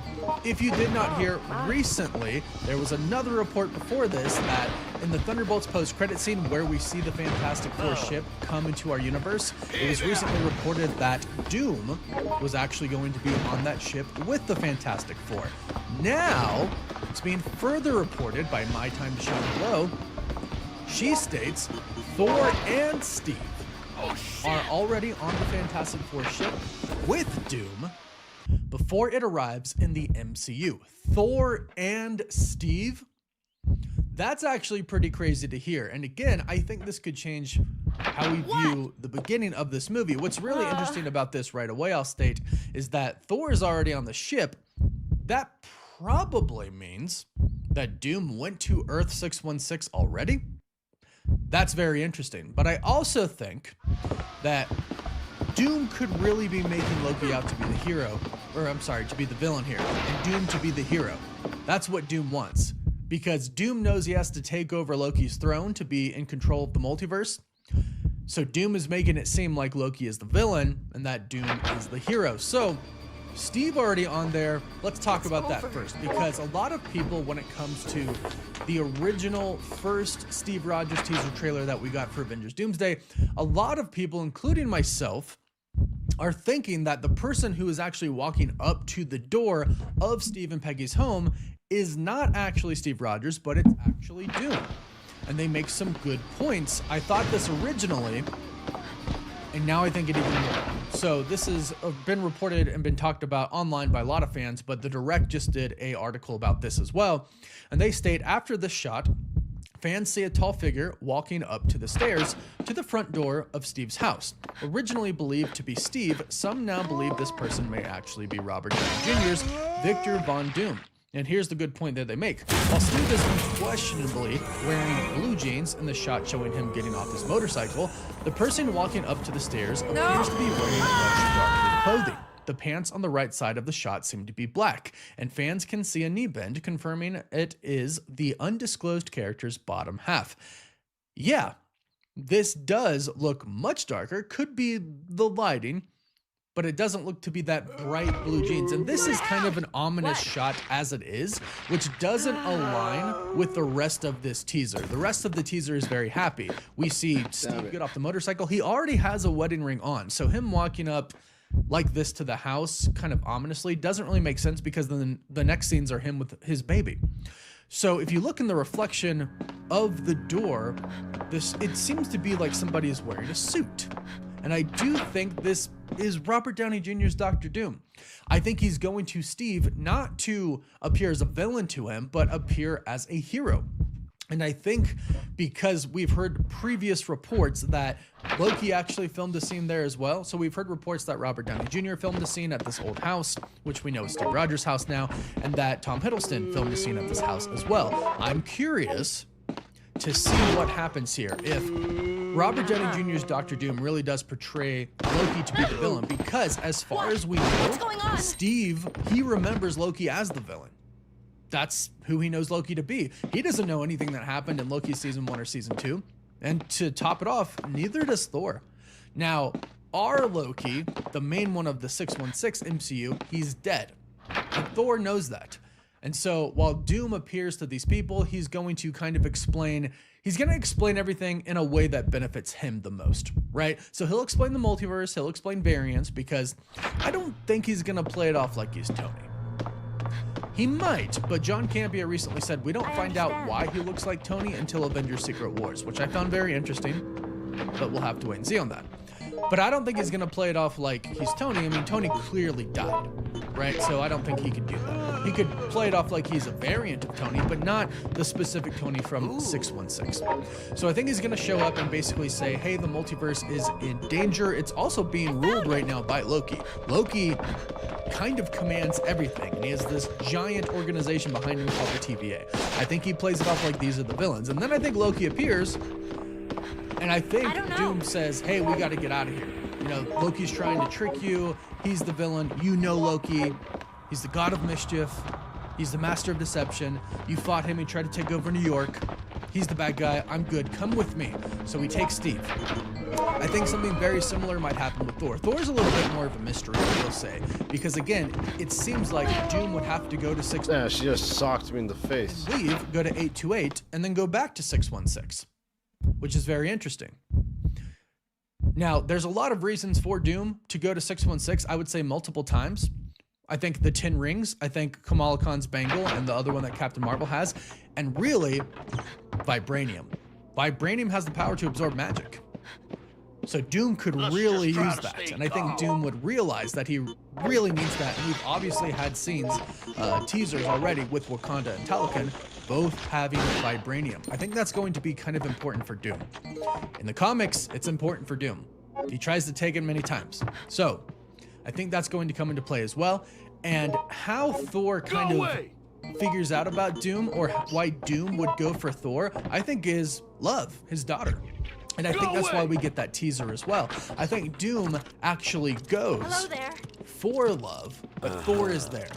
And Doom doesn't want to necessarily fight Thor right away because he doesn't want to be seen as the villain, because it's a part of his bigger plan. But I do think he wants Love because of her powers that Eternity is basically given her. So I think that's how we can explain how Thor gets there. Doom kind of wants Love, but instead he says, hey, Thor, why don't you come with me? I can show you some things. So he shows him another universe, the 828 universe. He shows him Steve Rogers. And that'll kind of get both of them to be at ease, right? If Doom shows up and he puts Steve and Thor together, and remember, these are the exact two, the same ones from 616. They'll be familiar with each other, and that'll make them more likely to trust Doom. And of course, both of them know Loki, at least this other Loki, variant of Loki, to be a villain. So I think that's how the beginning of this movie actually starts, which is not how I personally thought it was going to start. And I think a lot of fans didn't think this as well. But this could be just really, really big. We've been hearing a lot of reports recently that Dr. Doom, for like 40% to half of the movie, is going to be viewed as the hero. And he's not going to be revealed At least to them, we obviously know. But to the people in the movie, until halfway into the movie, that he is the villain. And I think this is going to be kind of where the Avengers start to fight the X-Men, and the Fantastic Four fight the X-Men, because we know that's going to happen as well, until they finally realize, hey, we're not bad, you're not bad. Like, what are we doing? Why are we fighting? Well, Doom. It's too early. And then Loki is probably going to send some of his people, God damn it, Avengers team, Deadpool, Wolverine, other people, and explain to them, Loki is not bad. Loki is the only thing holding the multiverse together right now. Doom is actually the one trying to tear it apart and rule it for himself. That's why he wants Loki. That's why God damn it. How do I do this? But then by that time, I think he gets Vibranium. I think he gets Franklin Richards. Maybe he gets Love. No, this can't be. I think that's kind of what happens. So this really does change, I think, the way we really view this. And I actually am really thinking now, no. that in that first teaser trailer, that person walking up to the door is not Steve Rogers, but is in fact Victor Von Doom. Now, another thing as far as plots are concerned for Avengers Doomsday is something that Alex Perez from the Cosmic Circus recently mentioned that I thought was very interesting. And I've actually seen a lot of people agree with this or think this is good news online, so you'll have to let me know your thoughts. Alex Perez recently stated that Anchor Bean's MacGuffin really isn't used in Avengers Doomsday to my knowledge. It might be implied, but nothing's been mentioned about it being used again. So that's very interesting. That was a pretty big part of Deadpool and Wolverine. And for a while, everybody has been going, okay, well, who's the Anchor Bean of 616? Right? Who would the Anchor Bean of the 828 universe be? Would it be Reed? Would it be Sue? Franklin? And if so, when they leave, what does that mean for their universe? What does it mean for our universe as well? Well, according to Alex Perez, as far as he is concerned, he has not heard anything about this being used again. Do you think Avengers Doomsday really needs it? Doomsday, probably not. Secret Wars, maybe, as they're trying to rebuild multiverses, or the multiverse, and rebuild universes. That's where Anchor Beans might come into play. Maybe they can say, Deadpool can say, hey, well, you know, I lost my Anchor Bean, but we did some stuff, and somehow, you know, the universe managed to come back. Maybe we made a new Anchor Bean. Maybe that comes into play a little bit at the end of Secret Wars. We'll have to wait and see. I also, of course, think Reed and Franklin and the Future Foundation are going to be a big part of restoring the multiverse, but maybe the Anchor Beans are a big part of that as well. So let me know your thoughts. Is that okay with you that it's being left out of Doomsday, or would you prefer that storyline to continue on in Doomsday? But last but not least, like I mentioned, Marvel Studios at an event in Japan revealed official artwork that was looked over by Kevin Feige and signed off. Watch out! Watch out! Damn it. That's why I picked this character, to pick locks. Couldn't even pick this lock. Don't give up!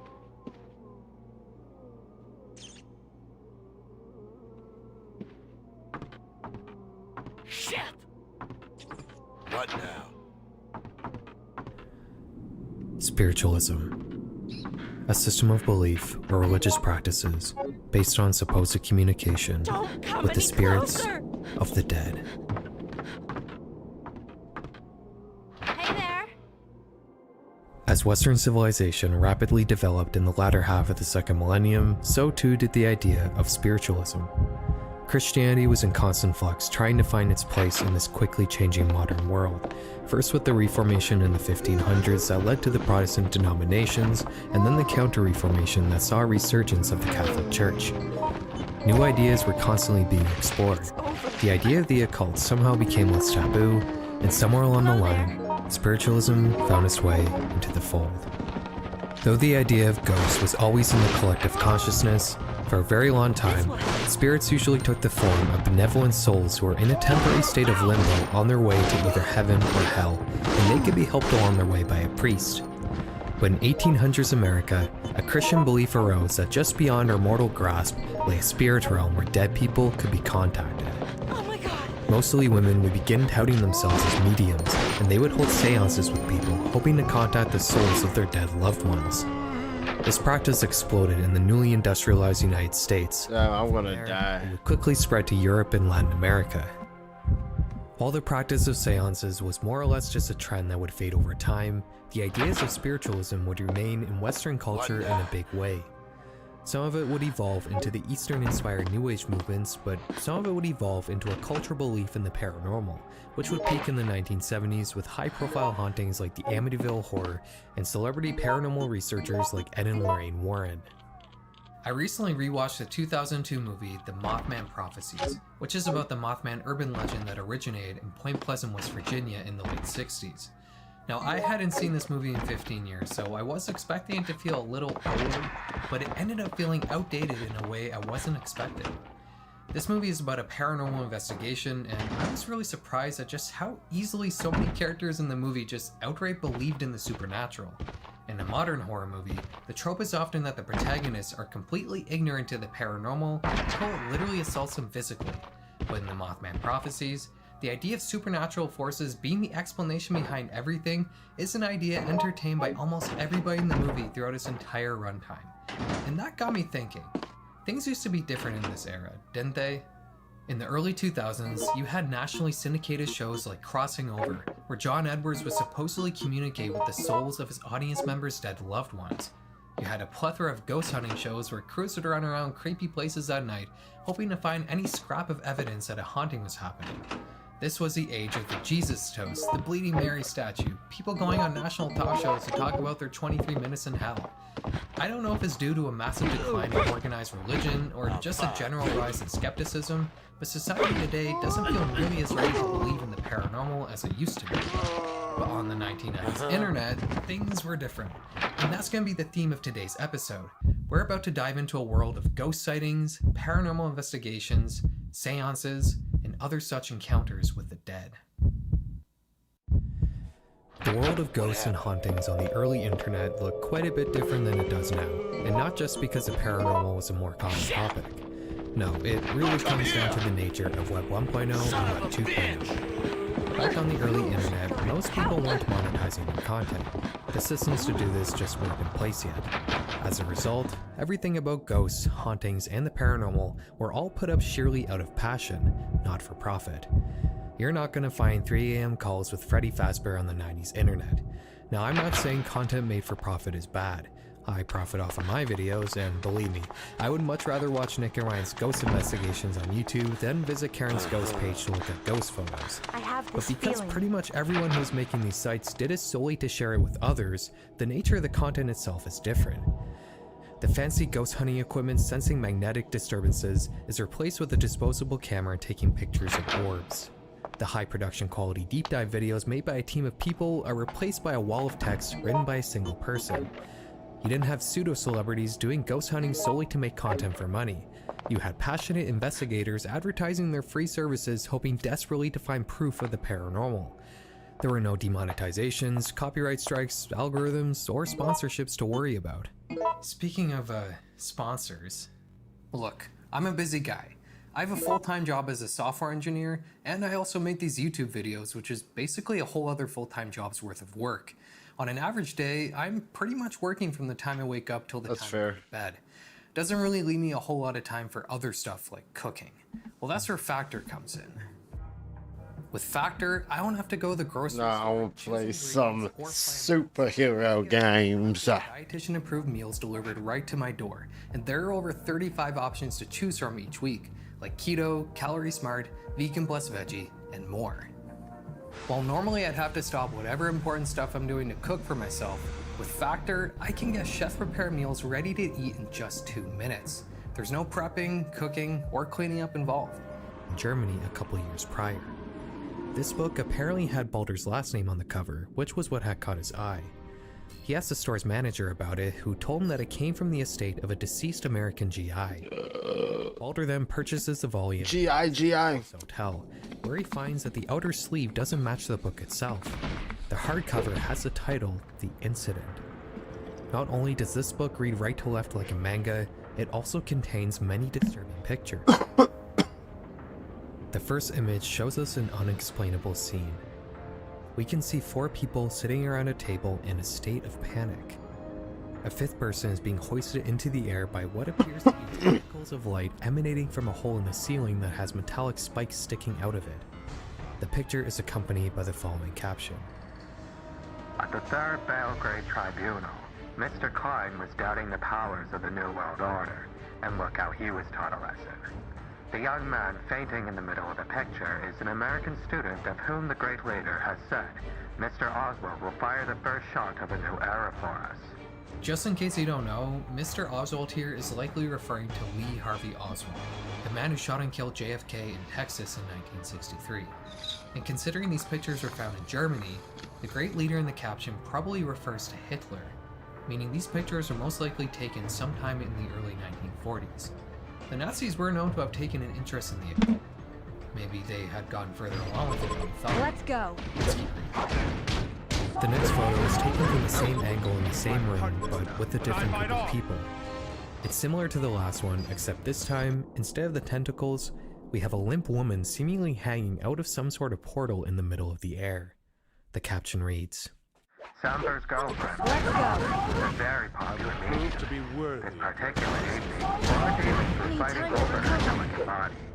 After the incident, she went to Little America, assuming she was I'll handle this myself. I can't actually show you the next one on YouTube because it would break guidelines. I'll just read you the caption. This lady from Warsaw was trying to cheat her way into the group and ended up doing a very convincing levitation. The napkin that was supposed to look like teleplasma is still hanging out her nose. The next image is the most chaotic yet, with a bunch of chairs flying around the room. The caption reads, Dr. Mesmer's experiments with alien technologies were notorious. Please notice the slices of Roswellium mounted on the legs of the chairs. Dr. Mesmer here is referring to Franz Mesmer, a German doctor from the 1700s who had proposed a school of medicine called animal magnetism, which is the idea that everywhere around us lays a dormant kind of natural force that can be channeled to heal people. Mesmer was supposedly successful in using his technique to heal at least a couple people, but in the years following his death, the idea of animal magnetism would slowly evolve into hypnotism. There was never any natural force, it was all the power of suggestion. Mesmer these days is probably most famous for the word mesmerize. And in regards to Roswellium in this caption, I can't actually find that word anywhere else, so I'm guessing it probably refers to Roswell, New Mexico, where Area 51 is located. The next picture is taken from a different angle, and it shows a man floating above the table with more tentacles of light entwining him. The caption reads, Mr. Klein was suddenly hit by an electric plasm and levitated for several seconds. Oh, I'm tired. I'm not going to quit. Please notice how calm Mesmer is. Was he a bird? Some thought so. And Mesmer was excluded shortly after. Mesmer is apparently in this scene, possibly as a bird, whatever that means. The following photo shows us a group of people holding onto a floating table, and it's accompanied by the following caption. This is a lasso picture of Bird Gabby. She is clearly identified by the two stars on her cheek and the missing elbow. Her death is still a mystery. Many people have later claimed to have met her in a higher dimension. However, she has refused to talk about the incident. Goebbels here most definitely refers to Magda Goebbels, the wife of Joseph Goebbels, the propaganda minister for the Nazi Party and Hitler's right-hand man. Always good to have a little Much like magic Hitler, on your Magda side. and her husband both took lives when they had lost the war they started. After giving their children cyanide, Goebbels and lives with revolvers. A few days later, their bodies were discovered by the Soviets, and just like the caption, Magda was missing her jawbone. She had attended this seance after her death. The final photo on the website shows us another group of distraught people with the following caption. Everybody was looking for Mr. Klein, but he was nowhere to be found. Later the same evening, they found him in Opera Park, stigmatized and barely breathing. Klein here could refer to Fritz Klein, another high-profile Nazi, but it's also just a common German last name. Opera Park, though, is not in Berlin, it's in Copenhagen. Either this all actually took place in Copenhagen, or Mr. Klein traveled 400 kilometers in a matter of hours. After buying the book, Balder brought it back with him to Copenhagen and made copies of the photos we just looked at, which is supposedly just a small portion of what the book contains. But before he got a chance to copy more pages, his apartment was robbed, and the only item stolen was the Work with that? Alright, you might be wondering, is this all real? The answer is unfortunately no. A few years after putting up this website, Balder would put up a disclaimer explaining that this was all a project he had made using Photoshop. The goal is to put a focus on how easily disinformation can be spread on the internet, but wait. He said he made it with Photoshop and a bunch of old photos. While Photoshop was a powerful tool even in the 90s, if you look closely at these photos, the edits actually seem fairly minor. these images were disturbing before Balder ever touched them. Just what are these pictures? Luckily, I wasn't the first person to think that there might be something odd about the source material Balder used, and after just a small amount of research, I found an article written by Tom Baker that explained everything. The pictures Balder modified were taken by a Danish photographer named Sven Turk, who was active during World War II. Not that we don't The photos all appreciate come the from a rescue, book called but on your planet, you must have a different definition of the word safe. Those things are all over the park attacking people. Holy We'll shit. stop them. I was familiar with the spirits. The photos in now this we can book see what they're were taken doing. during a Hurting series the of people in the experiments Sven had carried out. But for what purpose? He had organized Nothing good. seances with famous Let's mediums bust 'em up. and had them perform in complete darkness to avoid any trickery. As a result, all of these pictures were taken with infrared cameras. And honestly, I can't explain these photos. You have people and objects sometimes levitating statically and sometimes flying around the room. While I am sure that there is probably a reasonable explanation out there to everything here, I just simply don't have one myself. Let me know if you do though. As a horror project, the incident is both really cool and also pretty unusual for its time. Most internet horror projects from the 90s, even ARGs, mostly had disclaimers to let the audience know everything was a work of fiction, but the incident was completely earnestly presented, at least for a few years. As a result, most people thought it was real. Balder actually included a comment section on his site that contained all the emails he got from fans, which were filled with all sorts of wild theories. While the incident might have been fake, it was just one of many paranormal photo websites on the early internet. These sites would contain mostly user-submitted photos that had paranormal elements and were supposedly unexplainable. Today we're going to focus on one of the most popular sites in this genre, and it's one we've talked about before on this channel. The Shadowlands is a website that started in 1994 and it actually still exists today. It serves as a hub for all things paranormal and unexplainable. You can find just about any urban legend, ghost story, or cryptid you can think of here. But today, we're going to focus on a particular section of this website, ghosts and apparitions. This page contains photos supposedly depicting real-life ghosts. Let's investigate some of these. This photo is called The Burning Girl. In 1995, in Shropshire, England, the Wem Town Hall would catch on fire and ultimately burn to the ground, leaving only the outer ruins of the structure. While the building was on fire, a man named Tony O'Reilly would take a photo from the other side of the street with a zoom lens. He hadn't noticed anything out of the ordinary when taking the picture, but after developing it, he saw what appeared to be a little girl in the doorway of the building. According to Shadowlands, this little girl was identified as Jane Chern, who apparently set fire to the building previously and died within it all the way back in 1677.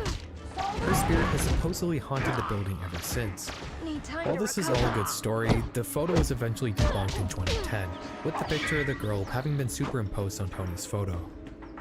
Our next case brings us to Belgrave Hall in Leicester, a Baroque manor turned museum. On December 23, 1999, the garden security lights will be activated by sorts of heat being detected. The illuminated scene was luckily caught by a security camera, and in this screenshot, we can see what appears to be a 6.5-foot tall ghost. According to the Shadowlands, some have theorized that this could be the ghost of Charlotte Ellis, a woman who died in the house in the late 1800s and has apparently haunted the place ever since. Some have theorized that this supposed apparition could merely be a leaf blowing across the lens of the security camera. But then, what activated the lights in the yard? There's an episode of a British ghost hunting show from the early 2000s called Most Haunted that deals with this particular haunting, and is honestly pretty wild. The crew set up in the house to do a seance, and during it, multiple members of the investigation team pass out. I am not kidding. Unfortunately, they didn't have any explanation for the CCTV footage, and it remains unsolved to this day. The next photo comes from a Shadowlands user. It depicts a man named Josh standing by a waterfall with a couple standing next to him. The image was taken by Josh's friend. You might be wondering what's paranormal about this. Well, there was never any couple there. The only people at the waterfall that day were Josh and his friend. They caught two ghosts on camera. Since this was submitted by a user, there's not really much investigation or background to go over here. I would chalk this up mainly to an issue with the camera that took this photo. If you look closely at the left side of the two ghosts, you'll see Josh's shirt clipped through a little bit. Maybe there was a dead spot in the camera sensor. But actually, I'm not sure about this because there's a second picture on this page, and in it, the ghosts appear to have moved slightly, and I would even say that their shapes look even more human here. Maybe the photos are just doctored, but what do you guys think? Is this proof of the paranormal? The second picture was taken inside a car and shows the driver's side window. Damn. Right outside it, there appears to be some white squid-like entity. And if we turn up the brightness a bit, just beyond it, you'll see some inexplicable... That was just like... I really don't know. That was just people in the shadows. According to the Shadowlands, some people say that this is a man wearing a jacket. I just don't see it personally. Unlike the other pictures, I think I can actually explain this one. When you take a picture and either the camera or something in the photo is moving quickly, you might get something called a rolling shutter. This results in pictures becoming distorted, and it happens because the scene has changed between the time the camera shutter lens opens and closes. This is usually a much bigger problem with digital camera sensors that have a much slower sweep than film cameras, but it does happen on film sometimes too. This 1913 picture of a race car is a great example. Everything is distorted from left to right here. I think this picture probably shows either a sign or a passing car heavily distorted from the rolling shutter with probably a disposable camera. And the other weird stuff in the photo, it's probably just a reflection of whatever is in the car, which would make sense since it doesn't appear to be emotion in the photo. Or maybe it's just a bunch of ghosts, I don't know. Okay, we'll look at one more ghost picture in the Shadowlands. Let's go. This is another user-submitted photo which was taken in the mid-90s in a German pub. The photo shows some young people probably cheering during a soccer game, but if you look in the bottom right corner, you'll notice something really strange. In front of this man appears to be two ghostly figures, and they're remarkably clear as well. These aren't your average orbs or camera images. The user who submitted this photo says the two figures resemble statues, but he doesn't remember anything like this being in the pub. The interesting thing with this case was that it was actually eventually solved in 2001 by another Shadowlands user. Take a look at the American album cover for Hey Jude by the Beatles. Notice anything familiar? The statues on both sides of this photo are the two ghostly figures in the pub picture. After learning about this, the Shadowlands webmaster emailed the person who had originally submitted the pub photo asking them how the Beatles statues got into his image. But he never heard back. If you've never visited the Shadowlands, I highly recommend it. Like I said, it's all still live today, and it's so easy to get sucked into a Web 1.0 rabbit hole of all sorts of mysterious things. I have no doubt we'll return back to this site in a future episode of this series, but for now, we're gonna move on. The next site we're gonna look at is another paranormal investigation site, but with an interesting twist this time. Ghostwatcher is a site that was first launched in 1995 that was created by an artist named June Houston. While most paranormal investigation sites on the early internet focus on ghost pictures either collected by or sent to webmasters, Ghostwatcher was different. June set up this site to investigate the ghosts in her own home. When first opening the website, you're greeted with a blurb of text explaining that June has been hearing strange sounds in her house when she's been alone. Instead of just investigating this on her own, she decided to set up many webcams all around her house. 1 to 3 times a minute, each of these webcams have a spotlight that will go off, and they will capture pictures and upload them to the site, kinda like a very primitive live stream. Luckily, since everything is just served to the end user as JPEGs, the archived versions of this site are pretty much feature complete and include all the pictures from the webcam streams. Let's go through all the different angles. Have you been There's about 5 different cameras under June's bed, capturing the inside of the bed frame. Not much really changes here, it seems. In fact, I'm pretty sure the Internet Archive is just serving up the same image files for every archive of this page. So while we can see the pictures, we're just seeing the same ones no matter what date the page was archived. There's also some angles in her basement, including an admittedly pretty creepy view of a back exit that looks like it's from the Blair Witch Project or something. She even set up some cameras in her trunks. She says she thinks that the ghosts in her house have even been invading these chests, and she's had to move all of her clothes out of them and instead has set up these webcams inside them. Again, with the black and white and the low quality, these pictures look pretty creepy. On the site as well, we can find a comment section with findings people have made by looking at the live streams, and apparently they found quite a bit. There are reports of shadow creatures, green objects, which doesn't make sense since everything is in black and white, and also a malevolent entity named Alfred that traveled through the cameras into the internet to haunt a Ghostwatcher user.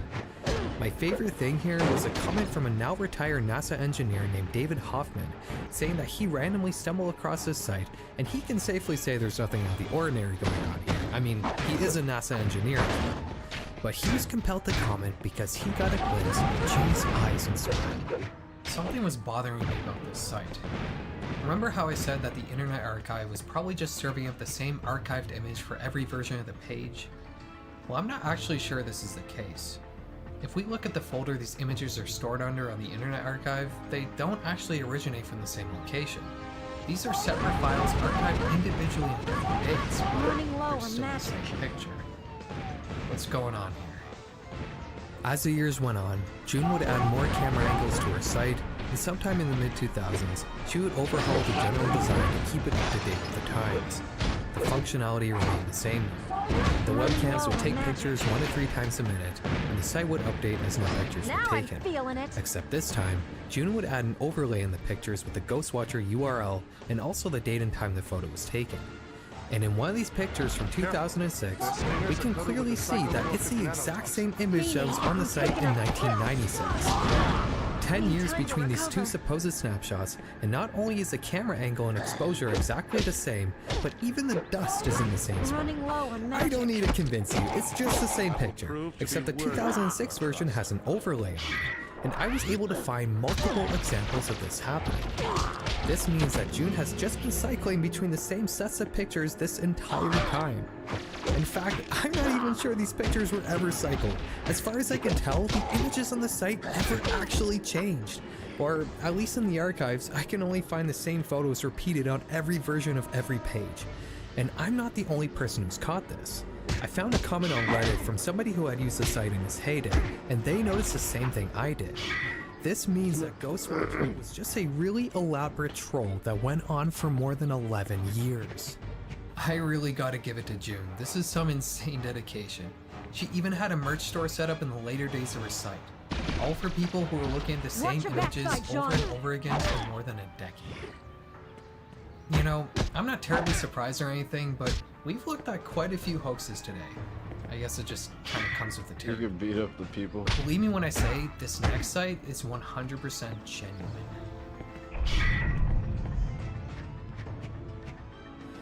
AfterDeath.com is a site first archived in 1996 that revolves around the concept of after-death communications, or ADC for short. This might sound like spiritualism, but it differs in a few ways. While traditional spiritualism hinges on the concept of seances run by a medium, after-death communications happens directly between a person and their deceased loved one, without needing any kind of intermediary.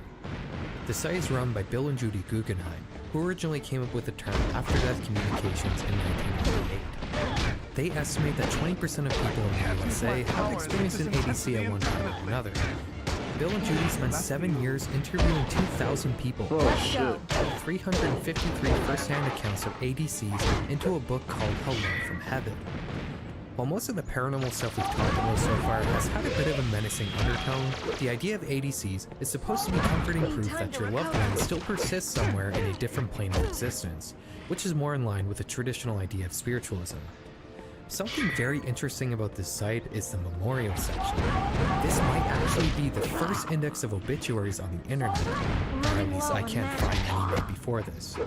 While traditionally obituaries have a very plain and emotionless format, these ones are all pretty personal, and if I'm being honest, it's hard not to get a little emotional while reading these. You know, when I first scoped out this site for this video, I was really expecting to find something more esoteric.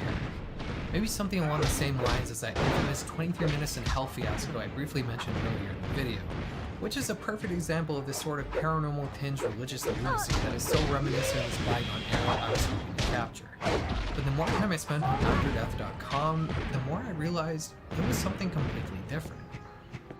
Further into the site, Bill and Judy explained that they've collected a total of 3,300 first-hand accounts of after-death communications, and they were able to draw some conclusions from their research, like the categories ADCs typically fall into. Maybe you've sensed your deceased loved one's presence. You're going about your day and just get a distinct and inexplicable feeling that they're nearby. Maybe you've awoken during the witching hour and were able to make contact when the veil was at its thinnest. Maybe you've sensed them in some way. You've heard their voice, smelt their smell, felt their touch. Maybe you've dreamt about them. According to Bill and Judy's research, ADCs in almost all cases are positive encounters. They urge the reader that the ghosts on the other end of the spiritual connection usually say things like, "I'll always be there for you. Everything will be alright. I'll see you again. I love you." Look, it would be so easy to systematically tear everything apart here. I could talk about stuff like hypnagogic hallucinations and confirmation bias, but honestly, I just don't want to do that. On AfterDeath.com, there's a message board feature, and you know what? It's filled not just with first-hand accounts of people talking to the dead, but it's filled with people's grief, love, and support, just like the memorial section. I talked about this in my hauntings video, but I truly think that believing in the paranormal can be a great coping mechanism for the extremes we face in our normally mundane lives, like death. Who might have bashed a community of people finding positivity in the hardest parts of their lives? Anyways, guys, that's it for today's dive into the 90s internet. When we return for the next episode, we're going to look at what's probably the biggest paranormal topic of not just the 90s internet, but the 90s in general. Let me know what you think that might be, and have a good night.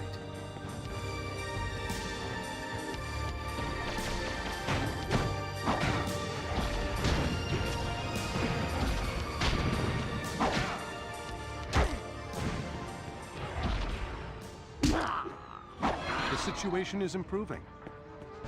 This episode brought to you by DoorDash, the app that brings you food you're craving right now, right to your door. Also brought to you by Chime, the award-winning app and debit card that can save you money today.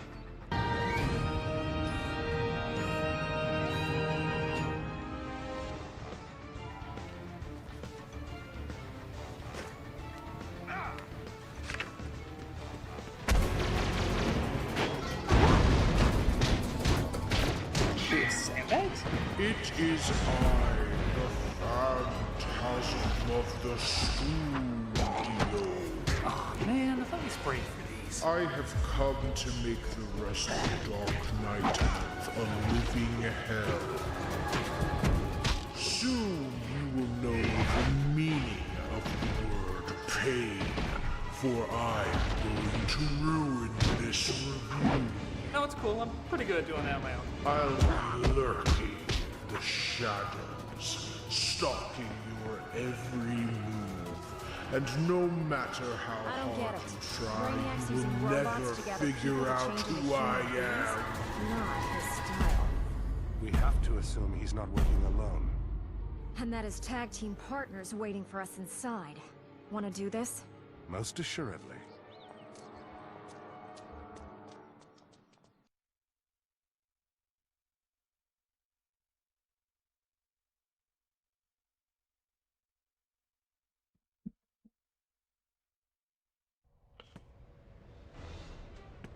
Power's out down here.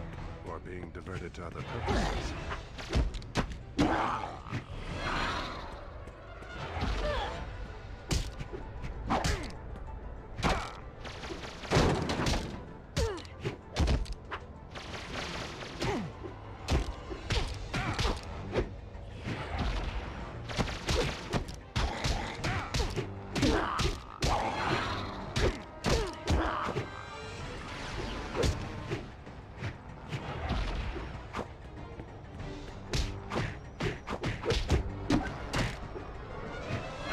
Work with that.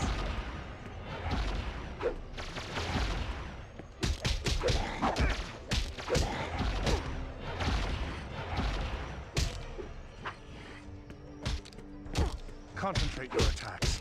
They will try to overwhelm you. Tired. Metropolis Transit Authority thanks you for not living. Let's go.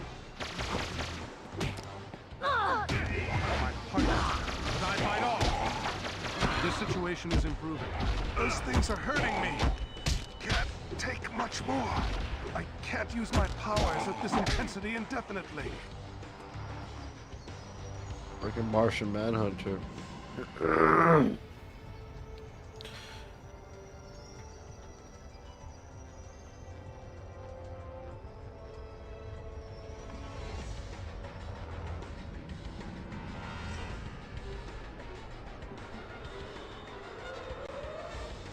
In November 2011, a brand new account on YouTube would upload his first video. It would very quickly garner a large amount of views, amassing 142,000 in his first month on the platform. It was unusual for a video from a new account with no following to get so many views so quickly back in this era of YouTube. But in this case, you can chalk it up to the bizarre and extraordinary nature of this clip. Its title being, "You have 30 days to pay me $5 million.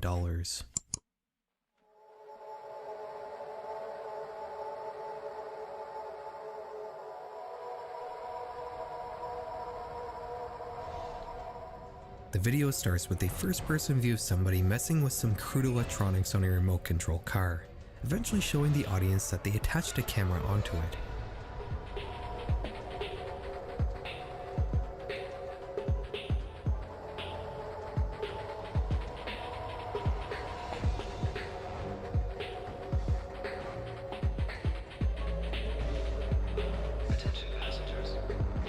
The cameraman is now on a plane. We get a montage of his flight until we see that he appears to be landing in some sandy desert country. What the fuck?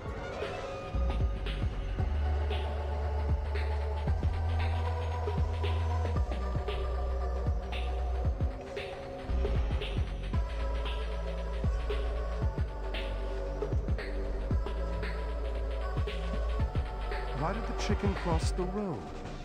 Because he was trying to get away from the Blunkerod. No. Yes. Yes. No. Yes.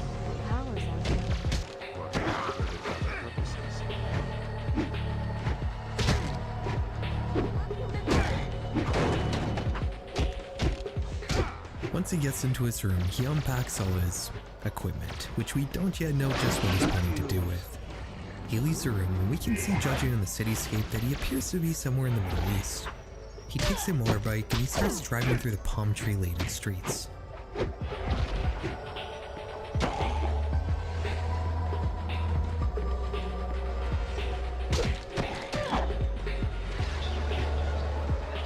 We get another driving montage. This time though, our cameraman seems to go quite a bit of ways out of town, until the video fades to black, before showing us just where he was traveling to all this time.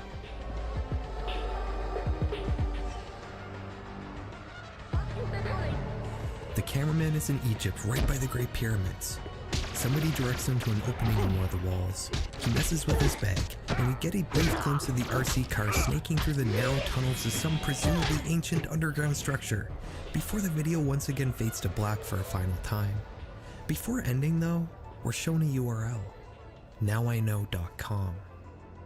Visiting this page greets you with a countdown, telling the reader that unless the site's owner is paid $5 million by the time the counter hits 0, he will release the full video, apparently implying that the camera on that RC car filmed something remarkable in some forgotten passage in one of the pyramids. Wow. Interestingly enough, this website was localized into several different languages, and there were social media accounts linked here for just about every major platform at the time. Under both of these rows is an email address, nameless@nowiknow.com. Judging by the general time period this was all put on the internet, the person behind this video and site might be implying that they discovered some earth-shattering revelation inside the pyramids. The late 2000s and early 2010s was when the show Ancient Aliens held a small slice of the pop culture zeitgeist, and the idea that ancient societies held extraordinary secrets hidden away by today's elites was a common thought in some people's minds. It's understandable why this spread so quickly. This sort of ancient alien conspiracy niche on YouTube was popular at the time, and it's not every day somebody uploads a first-person point-of-view travel vlog showing exactly how they brought a camera-rig remote control car to the Great Pyramids in Egypt. Even if this was some sort of ARG, it was still a high effort production. Users on Reddit initially assumed that because of the slick nature of this whole thing that maybe it could be some sort of marketing campaign for a movie or TV show. But one Redditor noted that the domain information for the Now I Know website didn't line up with other such guerrilla marketing stunts. Nothing related to the domain led back to any sort of movie studio or any corporation at all. This was in all likelihood something produced by an individual. Maybe there really was something to this. Let's analyze this video.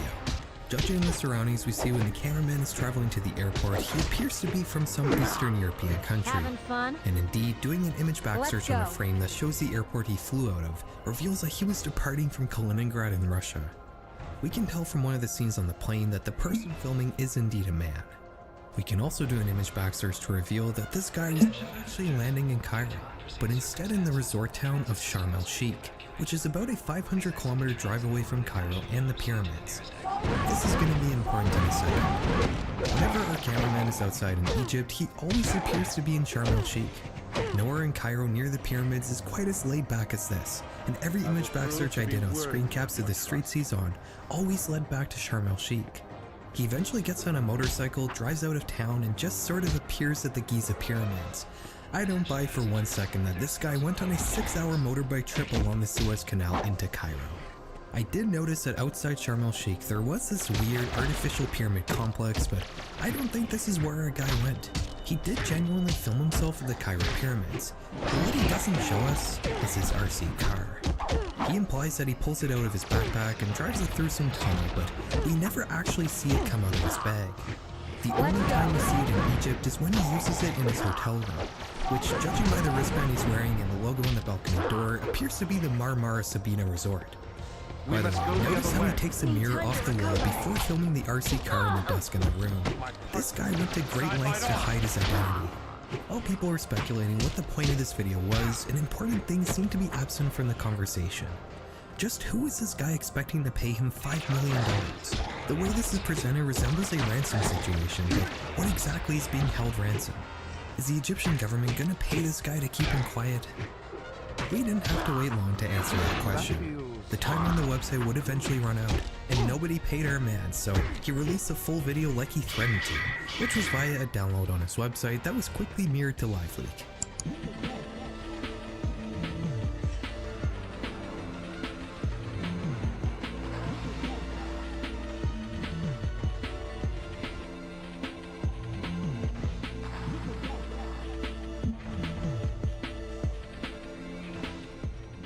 As the video starts to glitch, the car eventually gets to a sharp incline. It hovers at the edge for a second, then starts to go down it, with the video wavering more and more the further it gets, eventually cutting out completely. We get a screen of text before the video closes out, telling us that OP failed to get more info on this, but something is going on down there, and he's not going to tell you the location of the tunnel either. This wasn't some elaborate ransom situation, high-effort scam, or guerrilla marketing campaign. It was most likely a hoax made for attention. Maybe it's a fun project some Russian guy did while on vacation at an Egyptian resort. In fact, there are bus excursions to the pyramids from Sharm el-Sheikh, which is where the bus footage we see probably comes from.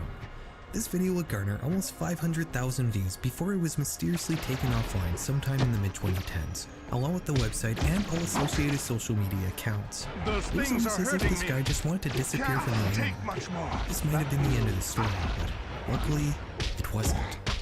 You see, it might have seemed like I was showing you screenshots of YouTube, Twitter, and this guy's website, but that's not entirely true. What I was actually showing you were archives of those pages. Weird copies downloaded and preserved forever by a foundation known as the Internet Archive. Other than those two Reddit posts, the only website I sourced information and material from for this video so far has exclusively been the Internet Archive. Their mission is to preserve as much of the internet in its current and past states as possible. An almost infinite library of what was and what is. Their necessity for mine and countless other YouTubers' jobs, and an overall net good for the preservation of human culture. But how do you ever stop to think? Just what curiosities may lie in the darkest depths of this library? What's been stowed away buried under mountains of archived Google searches and blog posts. God damn it. Eyes until someone finally decides to summon it into their web browser. Today, that's what we're gonna do. We're gonna dive into this monolith world of archived content and twist it around until we see its dark side. Now I know it may have been a hoax, but the majority of what's to come in this video are real horrors that would have been lost if it wasn't for the Internet Archive. As the World Wide Web was spreading around the globe in the mid-90s, internet enthusiasts were already busy planning how to best catalog it. In 1996, Brewster Kahle, an American tech entrepreneur, founded Alexa Internet, a for-profit web crawling service that would gather information on different websites and provide information on the overall state of the internet, like global site rankings based on visitors and data use. You can think of Alexa Internet as a sort of digital version of Nielsen ratings, which would gather viewing data for different TV channels and programs. In the same year he founded Alexa Internet, Kahle would use the same web crawling technology to put together a non-profit web cataloging service, which he would simply call the Internet Archive. The idea was simple. Instead of just gathering data on web pages, the Internet Archive would instead copy the pages themselves and save them on its own servers. If an important web page ever went down for some reason, it could still be accessed just as it was through the Internet Archive. In the first 5 years of its existence, the Internet Archive would solely rely on Brewster's web crawling technology to archive pages. But in 2001, the Foundation would introduce the Wayback Machine, a way for the public to not only easily browse these already extensive archives, but to also save websites themselves to the library, which greatly expanded the breadth of content you could retrieve using this service. There's really not much else to say. The mission is simple: preserve the internet just as it is and was for future generations to enjoy. Although I do want to bring up their headquarters, which is in this old Californian church, and it just looks so science fiction to me. The first thing anybody chooses to do when using the Wayback Machine is to see what the platforms they use now used to look like way back in the day. I'd wager the first thing almost anybody did on this site was to enter in google.com to see what it looked like in the 90s and early 2000s. One thing you might not have noticed though, is that some of these big websites are using domain names that used to exist before the inception of the platforms you associate them with. Discord, for example, may have been launched in 2015, but the archives for Discord.com go all the way back to 1996. It was originally a personal website, a self-hosted page on the internet that's essentially the antiquated equivalent of a social media profile, only existing to express the author's thoughts. Facebook.com in the 90s used to advertise some sort of employee indexing service for large corporations. X.com used to be another personal site. TikTok.com used to be a family blog. This one is a little different from the others. It's pretty detailed and well archived despite being 25 years old. There's a lot of information here. This family's activities and photos were essentially completely documented on the internet for many years. Back in the 90s, this wouldn't have been a very odd thing to do. The internet wasn't nearly as large as it is now, and you wouldn't feel like you were exposing your private life too much by documenting it online. At some point though, likely when the internet began to become much more prevalent in our daily lives, the TikTok family would take their side and flow. And of course the domain name would eventually be sold to ByteDance. On Reddit though, one user would discover this long-lost family blog deep in the Wayback Machine's archives, and they would make a post about it on the Internet Mystery subreddit, a place dedicated to solving, well, internet mysteries. What's the mystery here, you might ask? I'm not actually sure. It was interesting that TikTok.com used to be a family blog, but I'm not sure if there is a mystery here.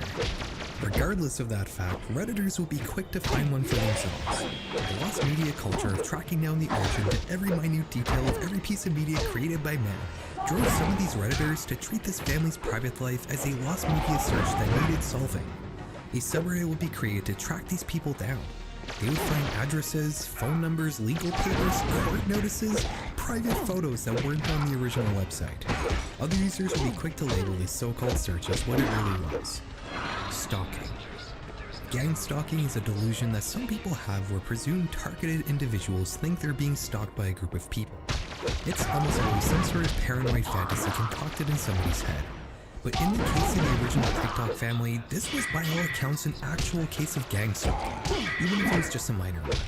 It goes without saying that not everything in life needs to be tracked down and uncovered in a public manner.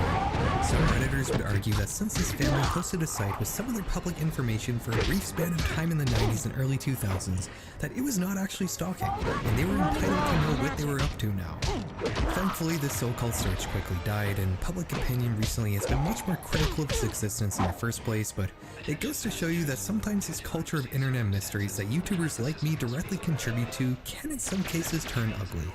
The TikTok family site is not the only blog we're going to talk about in this video. Blogs used to be much more common in the early internet than they are now. These days, people either write their brief thoughts on Twitter, or they have a Substack where they act like they're writing op-ed pieces for the New York Times. But 20 years ago, people would write blogs as a sort of public journal, detailing their views and experiences in a long-form way that just doesn't really happen much anymore. Let's go. The thoughts detailed in this blog we're about to talk about are unusual, and they preceded something very, very bad. If you go to the Wayback Machine and type in fifthnail.blogspot.com, you'll get a bunch of snapshots from the mid-2000s. Just like the URL suggests, this site is called The Fifth Nail, and it's a public journal written by a man named Joe, who lives in North Dakota. It starts in late 2003, and the first entry recounts how Joe found out that a 5-year-old girl had gone missing from a nearby town in Minnesota a few months prior. Now I'm feeling He was so worried about being falsely accused of kidnapping that he decided to look through his logs on Quicken, a personal finance software that can keep track of your budget and spending. He concludes that it would be impossible for him to be accused of any crime on that day because of the purchases he made, which were not done in Minnesota. He goes on to complain about the intensified persecution of sex offenders and how he's writing this blog for his own safety, because it's just a matter of time before he gets falsely accused of a crime. Let's go. And he compares himself to a southern black man. He finished the post by talking about what he ate that day and what he did, which was mostly playing the PC game Delta Force. We can already surmise from this first post that Joe is likely a registered sex offender, and indeed the next few posts seem to focus on the so-called persecution of his kind, and the various ways people misunderstand him. He says there's no bad people in the world, just people who do bad things. He says that it's very hard for him to make friends and to meet women, because most people stop talking to him once they learn about his past. As 2003 rolled into 2004, we get more details about Joe's life. He has cats, and he really likes playing Delta Force. He works in IT, and he watched Return of the King with his neighbor on New Year's Eve. In one long rambling post without paragraph breaks, he rants about the abuse he suffered as a child, and tells us that a crime he committed when he was 16 led to him being put into an experimental treatment program at Western State Hospital in Washington State between the years of 1980 and 1982, which eventually got shut down due to numerous civil rights abuses. He mentions in a following post that he was in jail between the ages of 17 and 38, and outlines some disturbing things about children and adults that I'm not going to repeat here. He continues to rant in following posts that he can't stop thinking about being accused of crimes he didn't commit. He buys a webcam that he can have permanently set up to record his living room in an effort to document his moves as closely as possible in the event he ever needs an alibi for a certain day. He mentions the following week that he accidentally recorded himself naked with his webcam and had to quickly erase it, lest he be accused of being an exhibitionist. In following posts, he continues to repeat the same things about committing some mysterious crime when he was 16 and being thrown in a mental hospital. He also seems to keep close track of whenever people go missing in his area so he can verify that he has a solid alibi in the event the police knock on his door. The next week, he talks about enrolling in computer science classes in college, along with documenting and analyzing the various dreams he has. He also compares a law passed in Texas which would require sex offenders to be labeled to 1930s Germany when Jews had to wear armbands. This is the general gist of the blog. Joe talks about college, work, his cats, and the apparent perils of being a sex offender. Sometimes he would document every minute detail of a certain day, and other entries would just include some rambling about his thoughts on a particular topic. In mid-2004 though, things would begin to change a bit. In June, he starts to bring up hallucinations he's been having. He would wake up at night and hear and see strange things, and also the feelings of derealization he's been having, along with saying that he can't trust his own mind. In July, his worst fears about being accused of a crime are realized when he's charged with some unspecified felony. He stops posting for a month, and when he comes back, he outlines an incident where the police broke down his door and searched his home. Again, he doesn't post for 3 weeks. His only post in September is this. I'm home Sunday afternoon, nothing to do. Nice. Everything being undone. Nobody to remind me. Life is about giving your choices over to God. Chicken pot pie in the oven. Why can others not see the unity of the universe? Why are they so blind in their dungeons? His posts before may have been unhinged, but they start progressively getting more crazy. By the time 2005 rolls around, he starts having much more paranoid and religious delusions. The ramblings start making less and less sense as they go on. The blog would stop abruptly in May 2005, and he simply writes. In this post, he talks about how he used to be Happy Joe, but inside him was a boogeyman, or a demon. Too many to fight. He assumed this dark passenger was gone, but it wasn't. It was just laying dormant, waiting for an opportunity to jump up and take Happy Joe's place. He concludes the post by saying, Happy Joe was just dreaming, or pretending to be happy. This blog on its own is strange and disturbing, but it's what would happen after that really turns this into a tragedy. On July 2nd, 2005, a man and a little girl would enter a Denny's restaurant in Coeur d'Alene, Idaho. The staff would do a double take at the little girl. They had seen her somewhere before. One of them would conclude that she greatly resembled a missing child that was being broadcast all over the media. Her name was Shasta Grun, and 7 weeks earlier, her family was discovered dead in their home by police. Time to recover. Both Shasta and her brother Dylan, however, were nowhere to be found. The police would rush to Denny's and take Shasta into custody, and they'd arrest the man who was with her, who happened to be named Joseph Duncan, or Joe for short. You see, just 5 days after writing a post saying the demons had taken over, Joseph would enter the Grun family home and kill everybody except for 2 children. He had not known them previously. They were chosen seemingly at random. He would take Shasta and Dylan, and they'd live for the next 47 days in various campsites in the woods. I'm not going to get into any personal details here, but Dylan unfortunately did not make it in time to be rescued. The particulars surrounding the Grun family murders and the kidnapping of these 2 children are some of the most horrible things I've ever read. I'm not kidding. Please don't look too much into this, it's truly not worth knowing. After Duncan was arrested, the FBI would launch a nationwide review of unsolved missing children cases, and Joe would be indicted on several other murders which had occurred in the 1990s. He was put on death row for his crimes, but would die of a brain tumor in 2021 before he could fulfill his sentence. At some point during his various trials, people would eventually find Duncan's blog, and they'd leave their honest thoughts about him in the comments section, which would prompt Joe to just delete the whole thing. This blog might not have been much on its own, but knowing the horrible things this author had done and would go on to do gives it an awful significance as a detailed look into the head of one of the most depraved and evil people to ever walk this earth. And it's one of the most terrifying sights I've stumbled across on the internet, one that would have been lost to time had it not been for the internet archives. Too many to fight. The fifth nail is definitely one of the darker things I've covered on this channel, so this next topic might be somewhat of a short palate cleanser. Somewhat. Compared to the fifth nail of Joseph Duncan, just about anything is a palate cleanser, even an early internet mystery that happens to focus on a pretty twisted concept. In early 2025, a user in the internet mystery subreddit would make a post about a site called Equipos, Spanish for e-bodies. They say that around 20 years ago, a friend had told them about the site. Their friend described it as a sort of marketplace for human cadaver parts. OP didn't want to have anything to do with such a website, so they just ignored their friend, but the idea lay dormant in the back of their mind ever since. Until now. They decided to load up the Wayback Machine, type in the URL, and sure enough, there were snapshots that lined up with when OP had first heard about the site. Everything here is in Spanish, but both English and Portuguese translations are offered and have likely been preserved. The page is exactly as OP's friend described it, a marketplace for human body parts. A female left arm is $2,600, a male ear is $1,900, and if you're willing to dish out a lot of cash, you can even purchase a full human body for just under $200,000. Each listing is accompanied by pictures of what's being sold and a 5-star rating. They offer information about the deceased person's age, along with their race and continent of origin. If we navigate over to the company page, we learn that Equipos has been serving the South American market since 1994. You might be thinking that this is screaming hoax, but you should keep in mind that the human cadaver market is very real. We talked about it at length in my Horrors on the Chinese Internet video. There's a large gray market out there for human body parts to be used for medical study and other less known purposes. It's also important to remember that the early internet was not quite as lawful and well-policed as the web is nowadays. You didn't have to use something like the dark web to find a drug marketplace or illegal content. You could readily find it on the surface web. Equipos promises to protect the privacy of their clients, who tend to be scientists and so-called human body enthusiasts.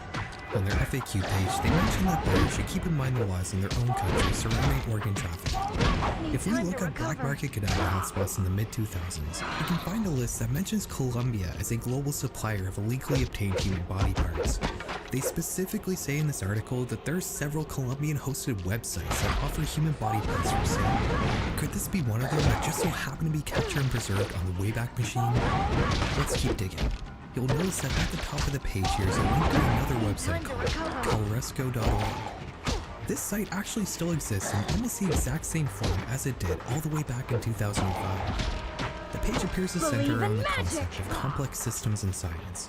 It's a little hard to understand, but it seems to be talking about systems that have many different components that interact with each other to form a sort of organized chaos. The economy is a good example of a complex system. It's easy to understand on a very small scale, but when it's all put together, it becomes this huge, writhing, interconnected mess. I'm not actually sure what this site has to do with Equipos. There's no mention of it anywhere here. If this was a hoax, I feel like this would be an intentional red herring. There's not really much else we can talk about concerning the site itself, so why don't we see what the internet users of 2005 had to say about it. On the site hostess.org, an early internet platform dedicated to exposing the many hoaxes of the old world, one commenter mentions eQuipos on an unrelated post. I just tried ordering an eyeball from eQuipos. E-commerce functions don't work. Huh, that's weird. I wonder why that is. Yeah, this was all a hoax. It was made to promote a mobile phone web show made by MTV in 2005. One that's about a couple of students trying to perform a successful human head transplant, but that's not actually where the story ends. You see, one thing we haven't talked about are the pictures on eQuipos. They're likely showing actual dead bodies, specifically ones that are in a state of pallor mortis, the first stage of death that occurs for people with light skin. It's a specific kind of paleness that occurs in the first 2 hours of their death. These images weren't taken from somewhere else on the web, at least nowhere that exists anymore. It's a little dark to think that a major American broadcast network found pictures of people who just died to put up on the internet. If that wasn't bad enough, we can return to the Wayback Machine, where we can navigate over to the URLs tab. This section shows all the different addresses that have been preserved by the Internet Archive for a given site. Here, we can see all the different pages we've already visited, but also some hidden ones that are not actually listed anywhere on the site. Amateur.html, Asian.html, trunk, It gets much worse than this. We don't really have to go through. Now, these snapshots always seem to result in 403 forbidden pages. While it might seem like these addresses did exist at one point in time, and it is absolutely possible, these also could have been the result of someone trying to hack into the server hosting this website. One technique to do this is to query as many different page URLs as possible to see which pages exist on a website that just aren't linked to anyone. You can gain useful information from doing this. For example, we can see an Apache test page on this legal.html URL which tells us that the server is running Red Hat Enterprise Linux. We've gained some knowledge about the system hosting this site that we weren't supposed to have. While this is a fairly common penetration testing technique, it doesn't explain why these pages are archived in the Wayback Machine. Either somebody in the mid-2000s went to manually enter a bunch of questionable non-existent URLs into the Wayback Machine, or the Internet Archive web crawlers were picking up on some very concerning stuff coming from an MTV web server. Either way, this is still a solved internet mystery, just one that has a few dark questions still attached to it. Okay, is your palate feeling cleansed now? Good, because we're about to uncleanse it. eQuipos was not the only early internet site archived in the Wayback Machine, claiming to give users access to a human body. Like I said earlier, the Web 1.0 era of the internet was a lot less policed and much more chaotic than the sanitized major platforms we're used to seeing now. Instead of posting content to an existing platform, people usually make their own websites from scratch and host them themselves. Instead of using a search engine, people would use their sites to link to other people's sites, making the internet in this era a true network of interconnected pages. One such page of links happens to be a now-defunct site called necrobabes.org. This 2001 site describes itself as erotic horror for adults, and on its main page you can find many different sub-sites created by the different necrobabes administrators. The content here seems to range from creative writing and gothic art to more risque content. The term erotic horror may bring to mind sleazy 80s slasher movies, but a lot of the stuff on necrobabes happens to be much more twisted than that. A lot of No! pertain to be a dead body. Some of these sites sell VHS tapes. Some of them are just personal pages hosted by the people involved in this strange community. One necrobabe site in particular, though, would become infamous for a very depraved reason. Work with that? The Cannibal Cafe. Cool. On this site, you can find a gallery of extreme images depicting some of the bizarre interests common on these necrobabe sites. You can also find a page apply to be somebody's livestock, and another page called Impalement FAQ that I'm not going to show you almost any of because it focuses on a concept called consensual barbecuing. This is all obviously pretty depraved, but that's not really what we need to focus on. The important thing here is the Cannibal Cafe message board. This is a forum for people who partake in these interests. People on this forum either write posts searching for so-called human livestock, or they write advertising themselves as such. This post. Male for sale. I would like to be impaled and barbecued. I need tenderizing first and gilding. Would like to be roasted alive. These posts are absurd to the point of being funny. The idea that somebody would be interested in stuff like this just seems too ridiculous to be serious. Yeah, maybe some of these posts are indeed just kind of taking the piss, but there is a very real darkness hidden away in this world. Let's go. I'm so tired, but I'm not going to quit. And healthy. But I fight off. If it is your desire to put an end to your life, but you want something more reasonable to become of you, then come to me. I will slaughter you and turn your body into delicious schnitzels and steaks. This was posted by user Frankie on February 22nd, 2002. It's a very typical post on this forum. The unusual aspect of this post, though, is that somebody would indeed take Frankie up on his offer. Dear Frankie, I have been looking for an experienced butcher for a long time. Oftentimes, discussions like this don't make the transition from internet into real life. They're just role-playing in fantasy. This situation was different. Only 6 days after the interested party responded to his ad, Frankie would schedule a meetup with him. They both happened to be German. Frankie in real life was named Armin Moose, and the respondent to the ad was named Bernd Brandes. Jesus They met in a train station in the city of Kassel, and together they headed back to Armin's place. They cuddled for several hours before deciding to act out what they had discussed on the internet. Bernd had very specific wishes of what he wanted to have done to him. He wanted Armin to start with his reproductive organs, so he did. But he couldn't manage to physically complete the act with his teeth on. Running low. Armin then went to a nearby pharmacy and picked up sleeping pills, cough syrup, and alcohol to give to his partner. Upon return, he decided to use a knife to finish what he had started. Brandes then wanted Armin to cook what he had cut off so they could both eat it together, but Moose accidentally burnt the meat, and it was near. He then helped the now severely injured Armin into the bed, where he lay slowly losing blood. He then got into Armin's bed, and the combination of low blood pressure and the cocktail medications he had taken had him hallucinating and drifting in and out of consciousness. They made plans about what part they would cut off and eat tomorrow, but before that could come to fruition, Bernd would take his last breath. Armin wasn't quite done yet though. He divided the body of his now deceased partner and put it in his freezer, where he would periodically take a piece out and cook it like any other cut of meat. He would continue doing this for 10 months. Armin would eventually be arrested after another user of the Cannibal Cafe forum would report his post to the police, and they found the remaining pieces of Bernd's body on his property. Police would also learn that Brandes wasn't the only man Armin had met on the Cannibal Cafe forum. Between 2001 and 2002, Armin had arranged up to 40 so-called slaughter meetings with young men, but the only person he met that was willing to go all the way was Bernd Brandes. The consent Armin received to play with this horrible act was a confusing thing for the authorities. None of this happened under any sort of coercion, and the victim had been a willing participant in all stages of the act. Brandes, though, had taken mind-altering doses of different medications, which may have impaired his ability to consent, and on top of that, killing is never legal even if the victim wants it. Armin Moose would eventually be convicted of manslaughter in 2004, but 2 years later in 2006, he would be retried and found guilty of murder, being sentenced to life in prison. The most disturbing thing about this story is that from the time Armin initially got home to the time Brandes ultimately passed, Armin had a camera set up in the corner. God damn it, Martian Manhunter. Everything. This videotape was the key piece of evidence that would lead to Armin's charges being escalated from manslaughter to murder, as likely one of the most disturbing pieces of lost media to exist. After Armin was arrested and word spread quickly about the website, the Cannibal Cafe forum would close its doors and would ultimately go offline for good in 2003. If it wasn't for the internet archive, we never would have gone this eerie look into one of the most depraved sagas to come from the early internet. The Internet Archive has been instrumental in not only preserving these important and disturbing parts of internet history, but also for solving lost media cases.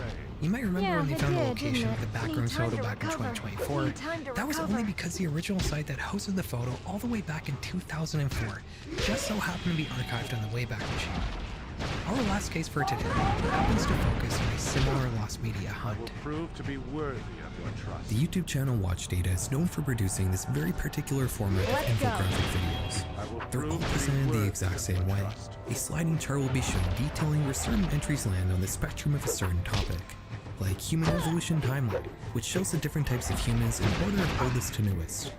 Every video is pretty much exactly like this.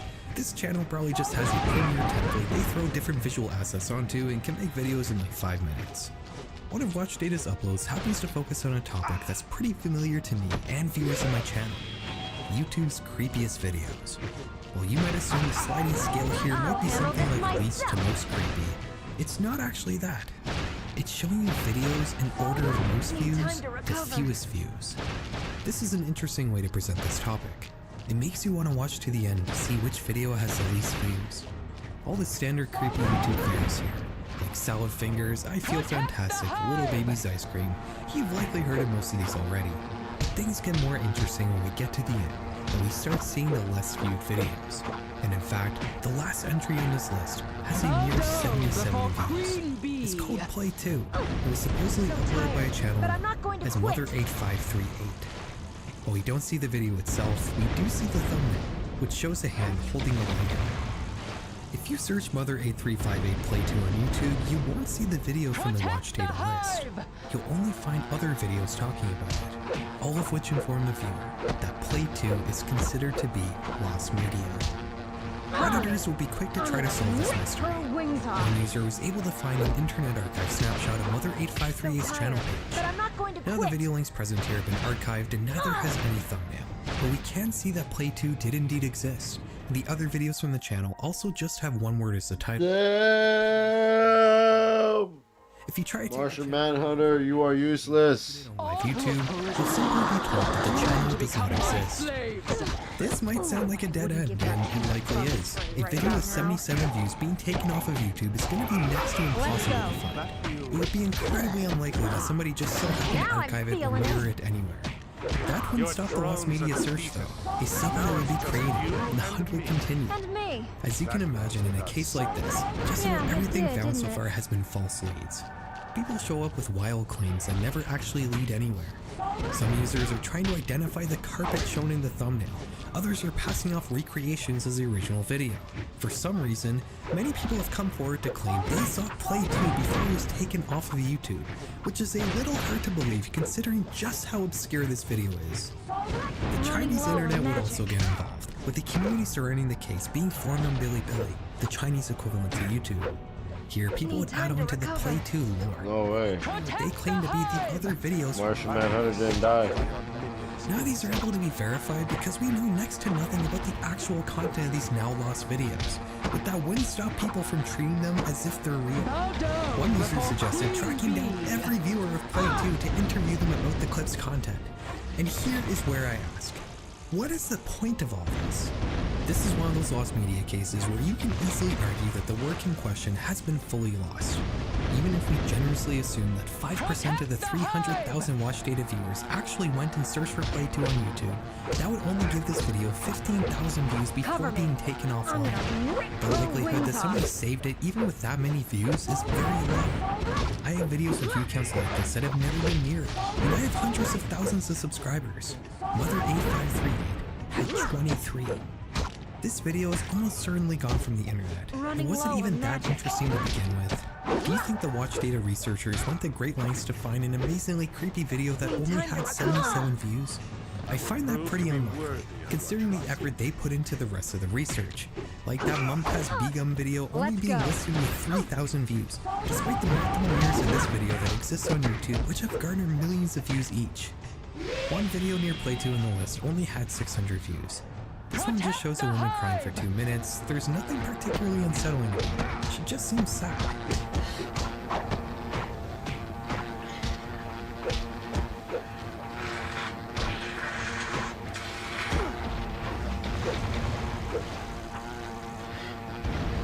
Another video has 400 views, and it's just a mundane Urbex clip that clearly wasn't intended to be scary in any way. It's like some old ass shit right here, dude. Fucking badass.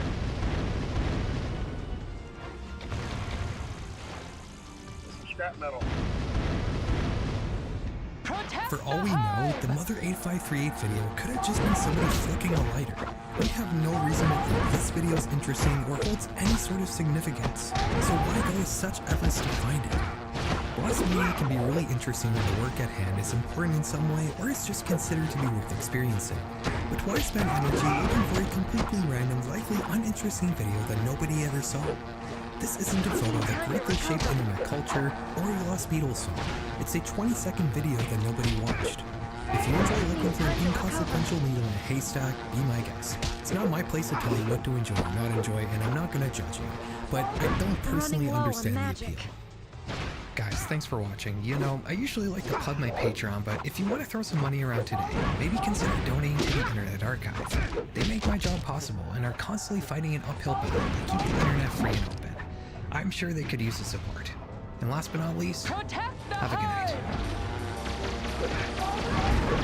Need time to recover.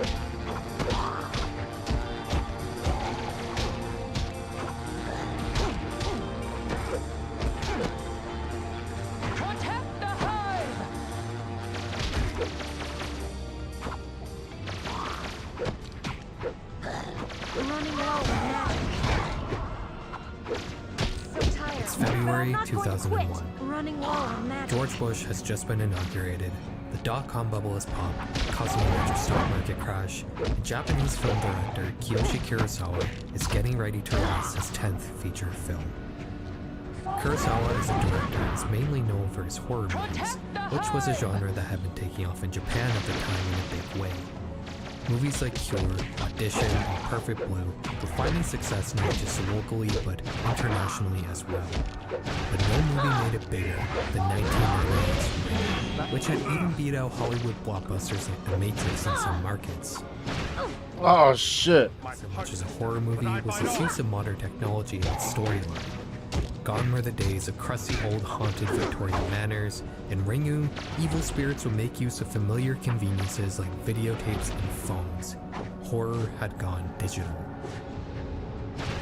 Kurosawa was about to take this idea of using modern technology as a plot mechanic to the next level by making his 10th film a horror movie about damn bitch. Pulse as a movie is slow. But more than anything, it was prophetic. In Pulse, you can find haunted webcam feeds, cursed image files, Red Room style websites, and randomly discovered flash memory possessed by evil spirits. If all this sounds familiar, it's because it is. All of these story tropes developed by Kurosawa for Pulse would go on to become the foundational cliches of internet horror. Look, I'm not trying to tell you that Pulse was the main influence for all the creepypastas, ARGs, and all the horror projects that came after. If anything, it was just a sign of the times. Life was changing. The world was slowly becoming centralized on this digital interactive platform that we call the internet. Pulse just happened to be the first horror story to really explore this new world order. You know, there are a lot of disturbing part of the internet videos on YouTube by many different creators, but they all focus on the modern internet. Today, we're going to be exploring the world of internet horror before Pulse. A time when the internet wasn't so embedded in and essential to our daily life. Back when it was purely a form of total personal expression. Horror in the 90s internet was quite a bit different than internet horror nowadays, and today, we're going to get a taste of it. But before we dive in, I think it's important to properly set the scene. Like I said, the internet used to be a lot different, and I'm sure many of you watching this video weren't even alive in the 90s. The internet of the 90s is considered Web 1.0, whereas the current era of the internet is called Web 2.0. When the internet first came out, it was just a collection of disconnected web pages created by individual people. There was no Facebook, Google, Twitter, or even 4chan. Without platforms to post to, if you wanted to have a presence on the internet, you had to make your own website from scratch. Not only did this mean that users had total control over every possible aspect of their online appearances, but it also meant that there were very little rules about what people could and couldn't put on the internet. Don't get me wrong.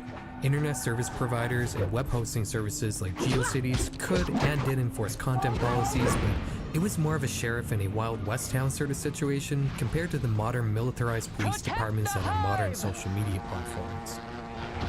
Web 1.0 was the era of possibilities. Everyone was dreaming about what the web could be one day and how it can make our lives easier. But the technology just wasn't there yet to realize all of these visions. But as the 2000s rolled around and technology continued to improve, the internet slowly began to be taken over by big companies with deep pockets offering amazing things, like social media, online shopping, or video hosting. Why go to the trouble of making your own website from scratch when you can just make a MySpace account and do previously unheard of things like commenting on people's photos or sending a user a message without an email account? Web 2.0 is the era when the web actually became useful, and it marked the beginning of the internet slowly becoming ingrained into our daily lives. We began to see things like online banking, No way, appointments, online passport renewals, online schooling. The internet has over time shifted from being an optional novelty no way, to a part of our lives. And as you can imagine, all of these changes to our daily routines inspired quite a few horror stories. It may have started with Pulse in 2001. Oh my god. Bring about many horror tales that explored this new world order. We would get stories in the form of creepypastas about haunted X and JPEG files, haunted video games, haunted social media accounts, haunted websites. Alternate reality games, or ARGs for short, became a popular trend. They crafted stories in real time using actual social media accounts seemingly belonging to different characters to play out storylines as if they were happening in the real world. I don't have to tell you about horror on Web 2.0 because it's all still here for you to find and it's still being developed to this day. But unfortunately, that's not really the case when it comes to horror on Web 1.0. Not a whole lot of websites from the 90s still exist. Alright. I've had to piece together everything you're going to see in this video from archives.